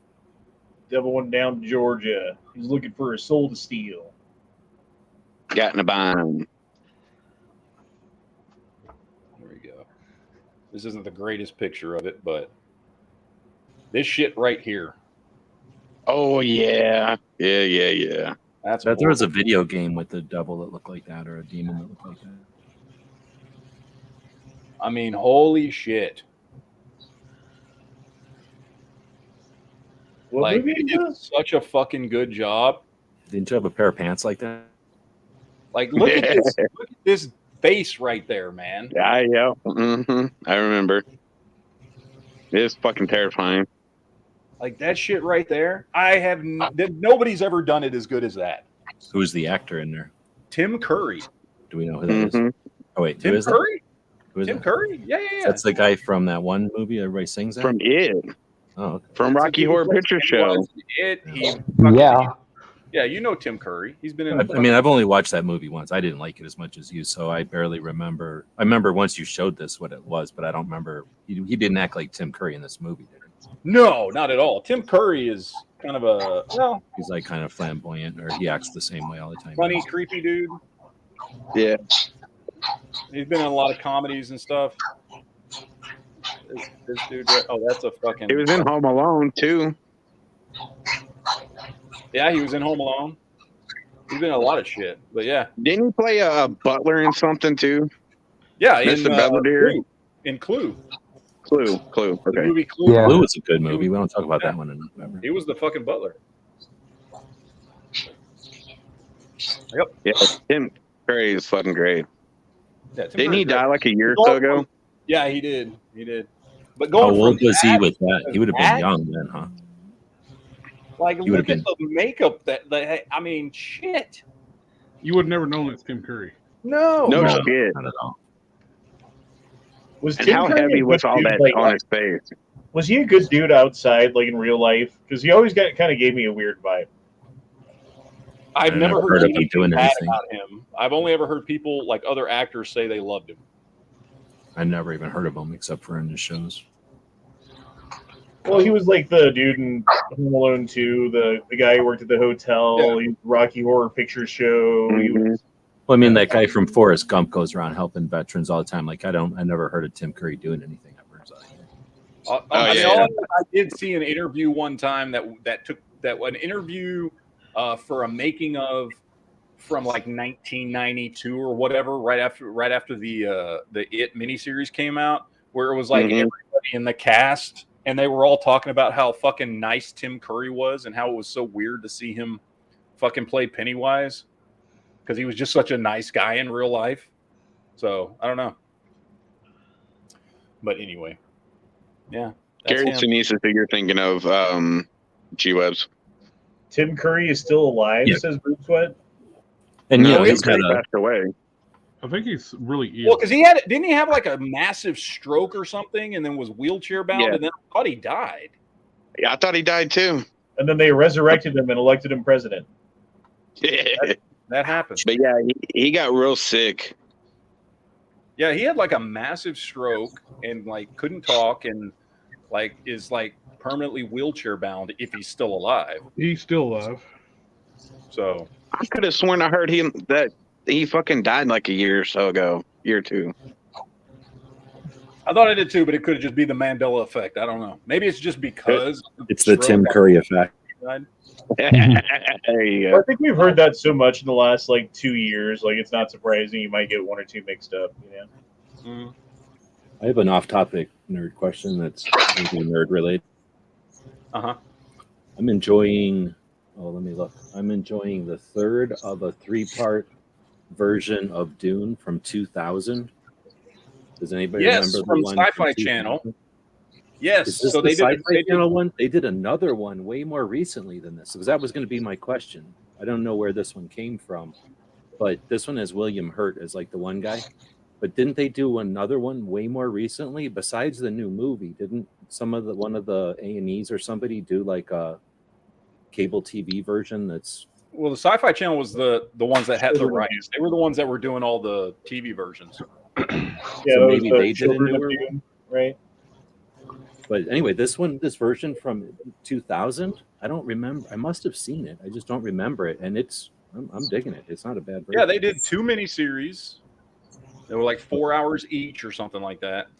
Yeah, this one's 3 parts, so like each 2 hours or something. Yeah, and it was like Dune and then Children of Dune, and each one was like there's 4 or Children of 6 Dune hours. also.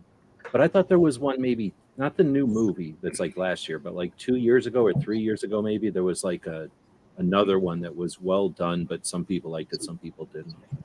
No, because they haven't had that was one of the big deals about Dune coming out last year. Okay. Was that they Warner Brothers had the rights and weren't letting anybody do Dune, and so when they announced they were doing that movie, it was a big fucking deal. Okay. Yeah, When does the next one come out? I don't remember. The what? When does the next one come out?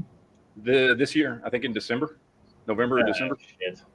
Oh, so this new Dune movie was just one of those series. Yeah, the new one that just came out in 2021. Okay, because it sucked, and I'm like, this isn't even half a Dune. Like, this isn't even a chunk of. You the didn't story. like it?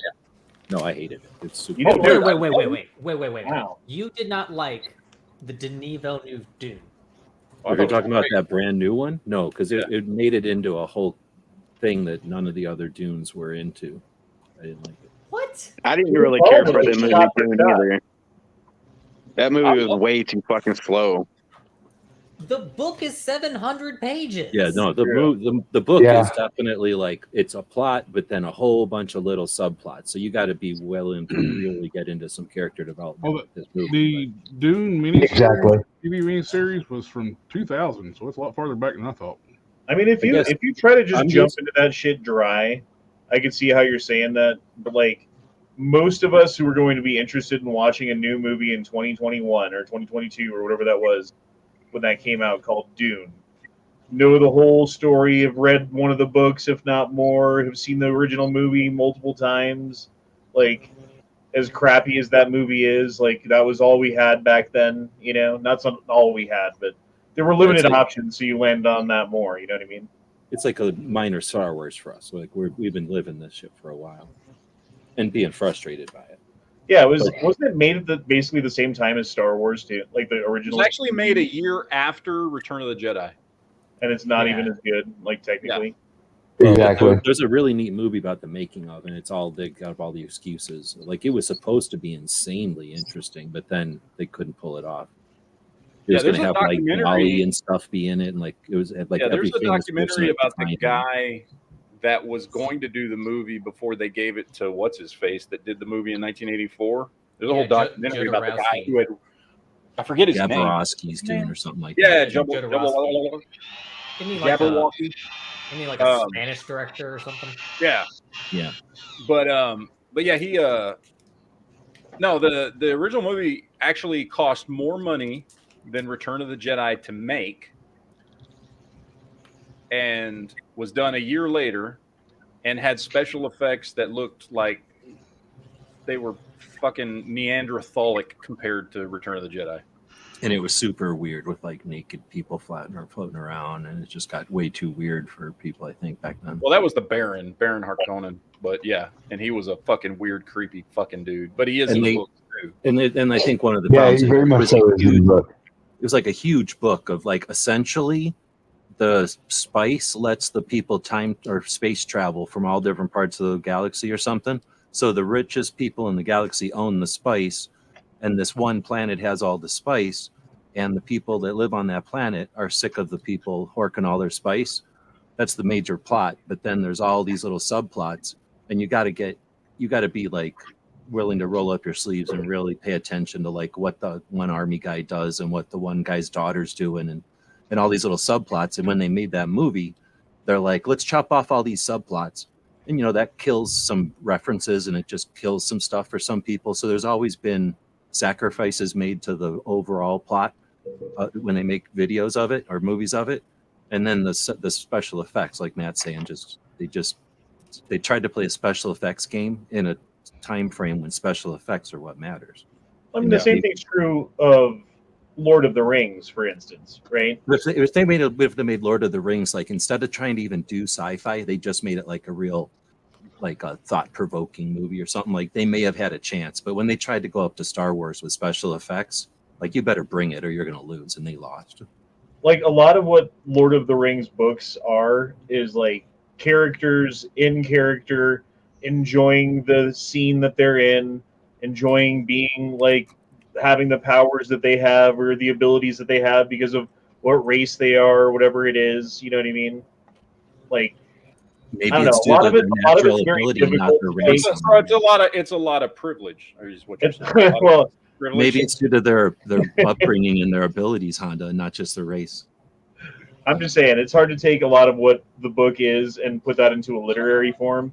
And it's always had, like, criticism. As good as those last movies were, it's had criticism because of things that they've had to leave out, were Tolkien original ideas that were in the books that are not in the movies. Yeah. And then when they special effected up, like the cartoon version of it got the point across. Like a lot of the stuff you're saying, if you just like watch the cartoon, you understand the story. But then when they turned it into like Peter Jackson's special effects, right? That took it to a whole that changed. It wasn't that one of the movies that set the new bar for special effects and what people should expect out of a long movie or whatever. Yeah, back in the day, I don't know what year it was. Tolkien sold the rights to some movie company to get the movie made, and then they sat on it for like 2 or 3 years and tried to make a movie, and then ended up not being able to make a movie out of it that was profitable, or at least not on paper, so they never went forward with it. And then they sold it a couple of years later to a company that just like owns that and nothing else, and they license it out to various like entities, and that's why you have all these weird like old like Lord of the Rings games from 1995 and weird shit like that.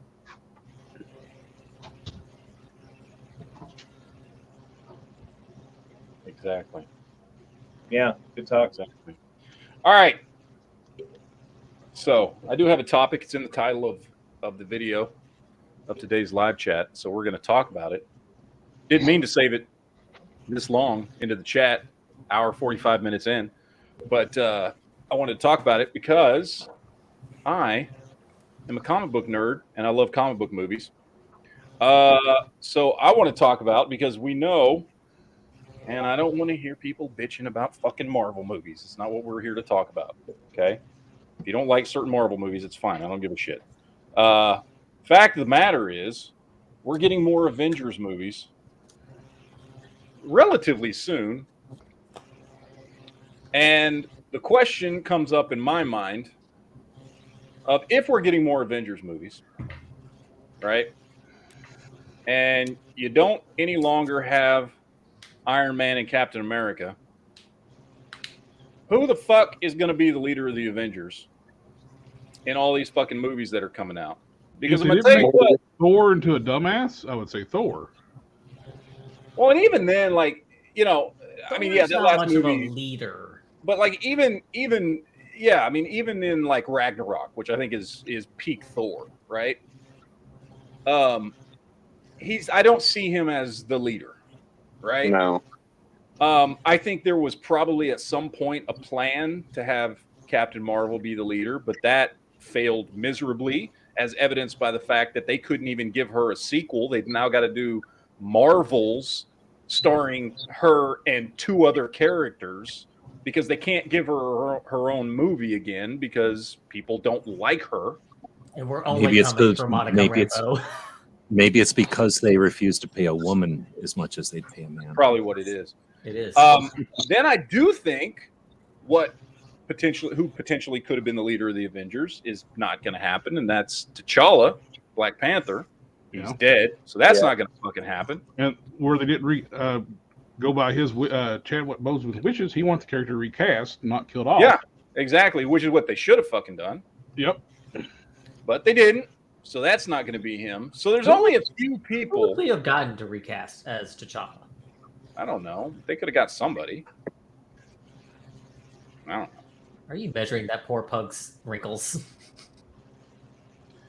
It's like a blubber test. You got to. I tell you who could have played a good T'Challa is on Serenity, the sequel to Firefly movie, the Agent. Yeah, except for the fact that he's already he's in Baron Mordo. Oh, that's right. That's right. So, well, if they should have cast Baron Mordo properly, then could have had him on standby. But I think Captain Marvel's out. I think Thor's out. There's no way Hulk's ever going to be a leader, right? Doctor Strange is not one of the Avengers, and he's not a leader, right? Like, he's powerful, but he's not one of the. He's also kind of doing his own thing right now. Yeah, he's doing his own thing. He's not even an If it's Avenger. going to be forced, they're probably going to have Sam be the leader. Well, and that's what some people are saying. But recently, he Falcon. came out and he was doing an interview, and he straight up said in the interview, "I don't think Sam is a leader type." Because somebody specifically asked him, because he's getting his own movie, do you think that Sam Wilson, Captain America, will be the new leader of the Avengers? And he's like, I don't think Sam is the leader of the Avengers type. Are you talking about the guy he gave Captain America's shield to, or gave Captain America to? Yeah, Falcon. And he straight up said, I don't think he's the leader type. So I don't know that it'll be him. I don't think it will. Because that's what I was thinking, is they'd have Falcon do it, just kind of as a reluctant leader or whatever. Well, and he's not. But here's the thing. I mean, as much as, and I do like his character. I like Falcon. He's a sidekick character. You know what I mean? Well, haven't there been rumors lately that Iron Man might be coming back to the MCU? Yeah, but even if he comes back, he's not going to be like, if he comes back, it'll be like a one-off thing, like, oh, it's Tony Stark from another multiverse or some shit like that. Yeah. For like Or 10 they years. may do the Iron Man AI for Riri Williams. Yeah. It'll be Something something like He that. said. I thought the It actor said he won't- doesn't want to do it anymore, though. No, he didn't say that. What about not having like a strong character being the leader on the front line, but from the back, like Nick Fury? Nick Fury is not he's not a leader like that. That's not it. This might be controversial, but what if Joe Biden leads the Avengers? Very controversial. You'd have to wake him up before his 3 p.m. nap. Now, I've got okay. So I have two choices. Now I don't know if either of these would actually happen, but I've got two, because here's another character, right? Who I think is a great character. I don't think he's the leader of the Avengers. Shang-Chi. Love that fucking movie. Is that Five Rings? He's not even interactive. Is that Yeah, Five That Rings? is a good movie. He did in the post-credit scene of the movie, but and I think he is going to be a part of the Avengers in future Avengers movies, but he's not going to be the leader. Well, hold on. Are any of the Avengers movies real comics, or are they just making that stuff up? Yes, these are all real comics. It's all fabricated. But I've got two. I think one would be, in my opinion, the best leader of the Avengers going forward, and the other is kind of a curveball that I kind of am getting hints that they're trying to do something with this character. Okay, and I just want to know your opinion on this. I think, from a practical standpoint, the perfect leader for the Avengers is fucking Rhodey. Okay. Yeah. He's a fucking colonel in the Air Force. He's fucking War Machine. Yeah. He's not a colonel anymore. Now he's in the fucking government. He's still War Machine. He's got been there all through the everything. military experience. He's been there from the beginning with Tony. Yep. He's somebody that all the other Avengers And he's absolutely respect and like. And he's seen behind the scenes. He'd be like, what's his face, except not from behind the line. What did you say? What's his name? I can't remember. Fury. Fury. Fury, yeah, except not from, he's actually been doing stuff.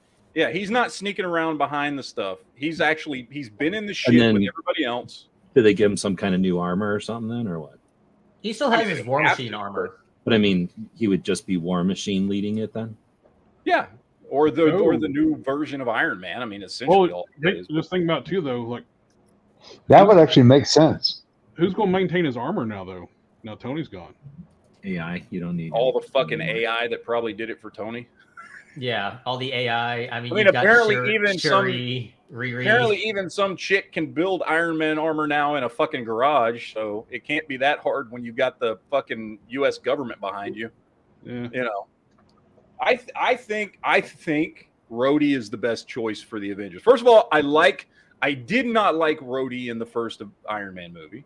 I don't like that actor, but I think I don't Don like Cuba Cheadle- Gooding Jr. either. I think Don Cheadle's done a great job. I like Don Cheadle as an actor. I think he's good in just about everything I've ever seen him in. Well, And- he was basically their first choice anyway. He wasn't available when they did Iron Man 1. Yeah. And I like him as Rhodey. I think as an actor, I would like to see him get a bigger role in Marvel. And I think as a character, I think Rhodey has earned it. I think he's got the experience. I think he's got the respect of all the other characters. I think he's the perfect choice. Yeah. Is Honda gonna freak out if somebody opens up his refrigerator and eats a sandwich out of there? Maybe. They might. Might slap something, just a little smack, smack.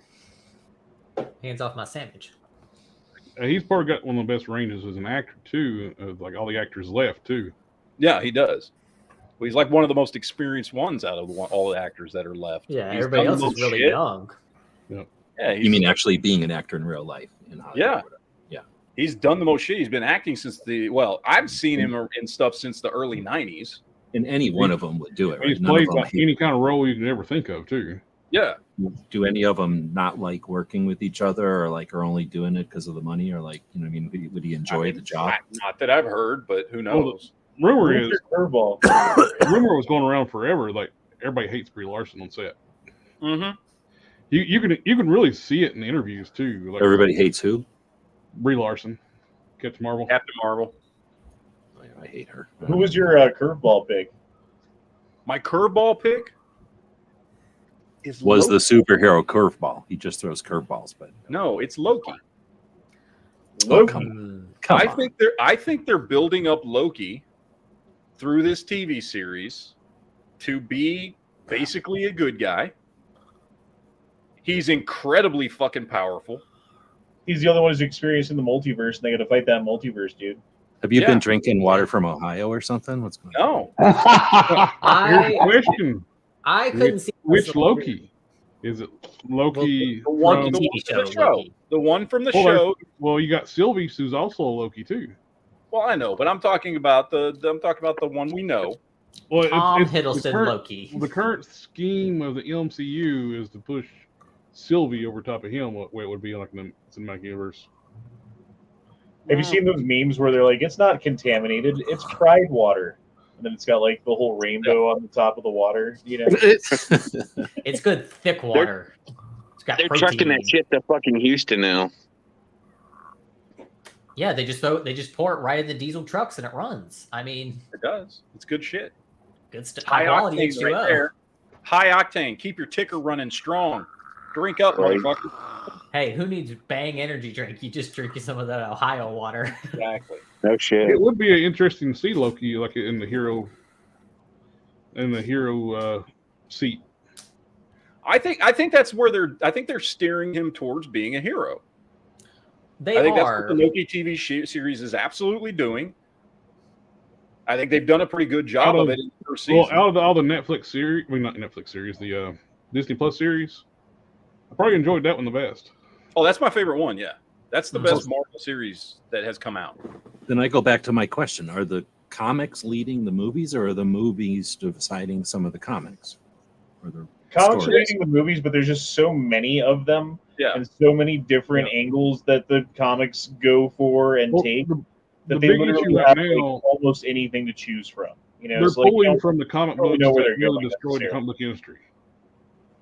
Plus, they always seem to put their own little twist on things anyway. You know what I mean? Yeah. The problem is they're pulling from the comics that nearly killed Marvel Comics about a decade ago. Sales tanked when they start pushing the all new Marvel when they introduced all these characters that they're starting to put in the MCU now.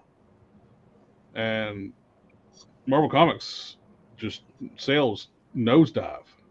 What was the non-binary comic or whatever that they came out with that Marvel came? You guys remember this? It was like 2 years ago. Oh yeah, it was. I don't. Did they actually come out with a comic? It was like going to be some of these characters, or at least it was like a design idea kind of forum thing. I forget what it was. They announced it right before the pandemic. The New Warriors. That's what it was. It never got after the big out this. Everybody hating the entire concept had Snowflake and Safe Space as characters, and it was just ridiculous. It was the dumbest shit you ever think of. They never made that comic though, right? No, they didn't.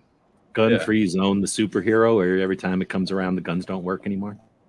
There you go. All right, well, I got to take off. Appreciate everybody that's helping out with the project. I'm going to go hang out in somebody's chat, and they're going to help me plug that. G-Webs, you got it a little bit wrong. When gun-free zone shows up, only bad guys have guns. That's true. Snap! All the good guys' guns go into a locker. So does that make Gun-Free Zone a bad guy? Yes. Oh, snap! He's like an anti-hero. He's a traitor. He just doesn't, or is he just so stupid he thinks he's a hero? And it turns all the good guys into like that one shooting where all the cops were fat and too afraid to go in and shoot the shooter. Yeah, exactly. It turns all the heroes into fat cowards. Yeah. Oh, man. Is Gun-Free Zone Man just Bat Might? He has like infinite power, but he just doesn't know how to use it. Yeah. Is it Freedom Tunes? Freedom Tunes should do a video or make a cartoon about that. Free Zone I like Man. that. All right, thanks again. See you. All right, later. Peace. GG, Okay, Hawkeye was never really in a position to lead, but especially now Jeremy's on a long road recovery. Yeah, they are actually very fortunate they set up Kate to take over his position before this happened. Yeah, I don't think he's going to be doing any movies anytime soon. So, No. I like Hawkeye as a character. I think he's been the humanity and the heart in all the Avengers movies. If they didn't make somebody fucking a rabbit. God bless you, little boy. Thank you. Now, if they didn't make Hank Pym like an old man, he could have been a lead, but I don't see Scott Lang being a leader. No. Hell no. I'm telling you, man, the one that makes the most sense is Rhodey. Out of every And also, character too, they've their got. weird decision to recast Thunderbolt Ross with Harrison Ford,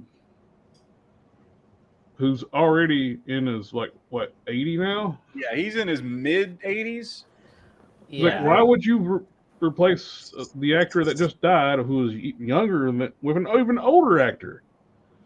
What about like a dual combination, like Spider-Man, but he's not old enough, and Doctor Strange, but he's too old? Recast Thunderbolt Ross properly and put a younger actor in play Thunderbolt Ross. They could have had the government come in, take over like the lead role of the Avengers, and had Thunderbolt Ross, Red Hulk as the leader for a while. I don't know. My only guess is that they were planning to kill off Thunderbolt Ross, because obviously you don't get Harrison Ford for something that's going to be long term like that. Yeah. First of all, even when he was younger, he didn't do that shit. No, he's not big into fucking franchises. He's rarely done more than the only thing he's done more than one sequel to was Star Wars and Indiana Jones. That's it. And if you're going to cast that I know he's done a sequel to was Jack Ryan. And if you're going to cast an older actor to play Thunderbolt Ross, why not just get Sam Elliott back? He played Thunderbolt Ross in the Eric Bana movie. He did, and Sam Elliott's awesome. Hell yeah! I think most people, much like or Jeff me, Bridges, want to forget that fucking steaming pile of shit movie. So maybe they don't want any association with it. I don't know. Is Jeff Bridges currently in the MCU? What? Is Jeff Bridges currently in the MCU? Has he already been a character? No, he's dead. No, they killed him. I mean, who else do you have? You got Professor Hulk. Would he be good? I don't know. Like, I can't think of anybody else really better. You know what I mean? No. If they did the Professor Hulk like they did in the comics, he could definitely be a lead role. I think Professor Hulk in the comics, the professor was he was an alpha male. He wasn't this weird beta male what they're doing in the MCU style Hulk. And he wasn't tiny too. Like the Smart Hulk in the MCU now is small. In the comics, Professor Hulk was one of the biggest Hulks. Yeah, I think they're just don't gonna think they're gonna. retroactive. I don't think they're ever going to go in a direction with Hulk that would make him a leader. I don't think there's ever going to be a good version of the Hulk or Bruce Banner that will be able to be a leader. I just don't think it's going to change the character from Mark Ruffalo to someone better. Well, Mark Ruffalo, I was going to say, is such a freaking bleeding heart, dumbass liberal when it comes to things that it pisses me off when he talks. It's like, dude, you're an actor. Shut the fuck up. Well, the other thing is there's already been leaks coming out of Marvel that what they're going to do with Hulk is slowly move him back to the Hulk we saw in the Incredible Hulk movie. He's going to become a more savage Hulk. They're going to reverse it. Good. Which they should. So he's not a leader type. Honestly, I don't think there's anybody else. I see all these characters in like Falcon, fucking Spider-Man, Captain Marvel, Thor, Hulk, Shang-Chi, fucking Bucky, Doctor Strange, all these motherfuckers. Like none of them would be a good leader. None of them would be a good fucking leader. The only one that would be Rhodey. If she got more experience, Yelena could. But I think she's going to lead the Thunderbolts. John Walker. John Walker's going to lead the Thunderbolts. Yeah. John Walker will lead the Thunderbolts, and he could have been the leader of the Avengers if they did him right. Yeah. I'll be honest, like I really like John Walker's character. I was not a fan of that Falcon Winter Soldier show. No, I liked his character. Well, when they make the terrorists to be like heroes. Oh, you know what? I got it. This is going to be the leader of the MCU moving forward for every movie from now on. America Chavez. Well, we have to give her a character development first. Like they've already basically quit even talking about her. Well, no, she's supposed to be getting her and Wong are doing a show on Disney Plus. Are they? Yeah, they're going to do it. Well, it's mostly going to be Wong, but she was at however the fuck you say that place. Cashmere Sweater. Kamatage, whatever the fuck. Because she was there training when he left. So they're doing a show that's going to be mostly, Wong's going to be the main character, but she's going to be one of the lead characters on the show. I think they're just going to make Wong the leader of the Avengers at this point. They're leaning into Wong real strong. I like Wong a lot. Hey, Wong's awesome. We forgot. Madison's going to be the leader. Fucking, I'll take that. Madison would be a great fucking leader. They still need to do that Madison Wonger show. Okay, if you could pick any character that's not currently been in the MCU who's just been in the comics, who would you pick?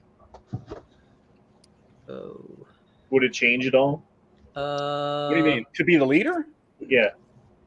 Like if you could introduce a new character to be the leader. That's in the comics. That is a comic book character. Correct. And no variations of that hasn't been in the movies already as leader of the Avengers. Okay, my smart ass comment is Superman. Yeah. Wrong comics. I don't know because all the whether that was the point. All the characters if you want to see as leaders of the Avengers have already been in the movies. Well, Fantastic Four. You've got. Yeah, but they're not the Avengers. X-Men. You've got. You don't want to see any of them. They're their own groups, and they're not. Right, but they would have to perhaps because the stories evolved so much in one universe, the MCU. Well, I don't you'd think have to potentially have fucking X-Men come in and save the day when all the shit's fucked, and then Yeah. I don't think so. For the Avengers, I don't think there's any X-Men that would be a good leader for the Avengers. If the X-Men weren't already their own team, yeah. And Fantastic Four, as great as a Fantastic Four are, they're great together. There's no one of them that would make a good leader for the Avengers. Mr. Fantastic, arguably, I would say the most competent quote unquote leader from the Fantastic Four is probably Sue, because she's a fairly well-rounded character as far as, you know, she has. I would say Sue has less character flaws than the other three members of the Fantastic Four that would make them unsuitable leaders. Like, they work really well together as a team, but I don't think any of them are really good leaders. What about Silver Surfer? No, he's not a leader. Once he Maybe joined Earth, I'm protect Earth, looking at some of my figures on the shelves right now. I think There's Squirrel Girl. Blue Marvel.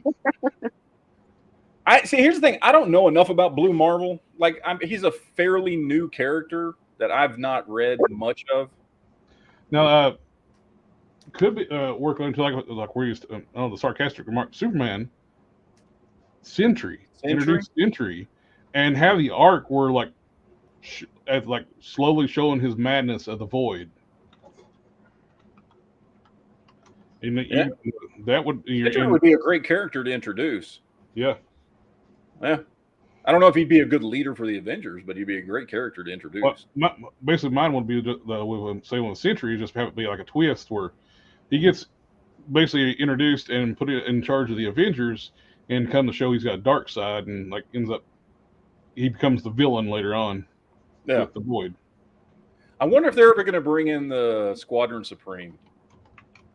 Oh yeah, that would be good. I would love for them to bring in the Squadron Supreme. Power Princess. Yeah.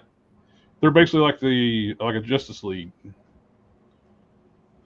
But I like because I used to read the Squadron Supreme back in the 80s, and I when they first came out and stuff, and I love them. But I really like the new twist on Squadron Supreme kind of being the bad guys.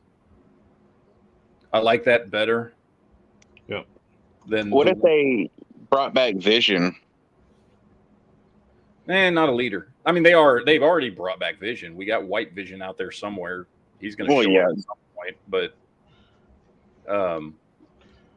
yeah. One was walking vibrator. Yeah, the walking vibrator. So I don't know what he's going to do, but he's not. I don't know. I don't even honestly. I don't know. You know, it'd be cool if they just did. Well, Spider-Man Peter, if it was comic book Peter in his 30s. Oh yeah, he'd make a great one.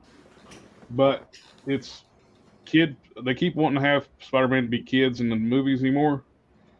So yeah, I'm gonna throw out Jessica Drew's Spider-Woman. If we're bringing in like a new character. I don't know. Problem is we'll get her modern look, which is stupid, not her iconic look. But the problem is she's also like at the same age as Peter, so you run into the same problem with her as you run into with Peter, which is if he's young, she's young. That hasn't stopped them before. They made Aunt May 45. Okay, like. No, they made Aunt May in her mid-50s. It's just that actress looks like she's in her early 40s. I don't buy it. Yeah, Marissa Tomei looks a lot younger than she actually is. Marissa Tomei is like your age, Tim. Yeah, I know. Yeah. Trust me, I know. He knows. Jesus Are Christ. they ever going to get away from fucking having Superman always as a kid? Oh, yeah. Spider-Man?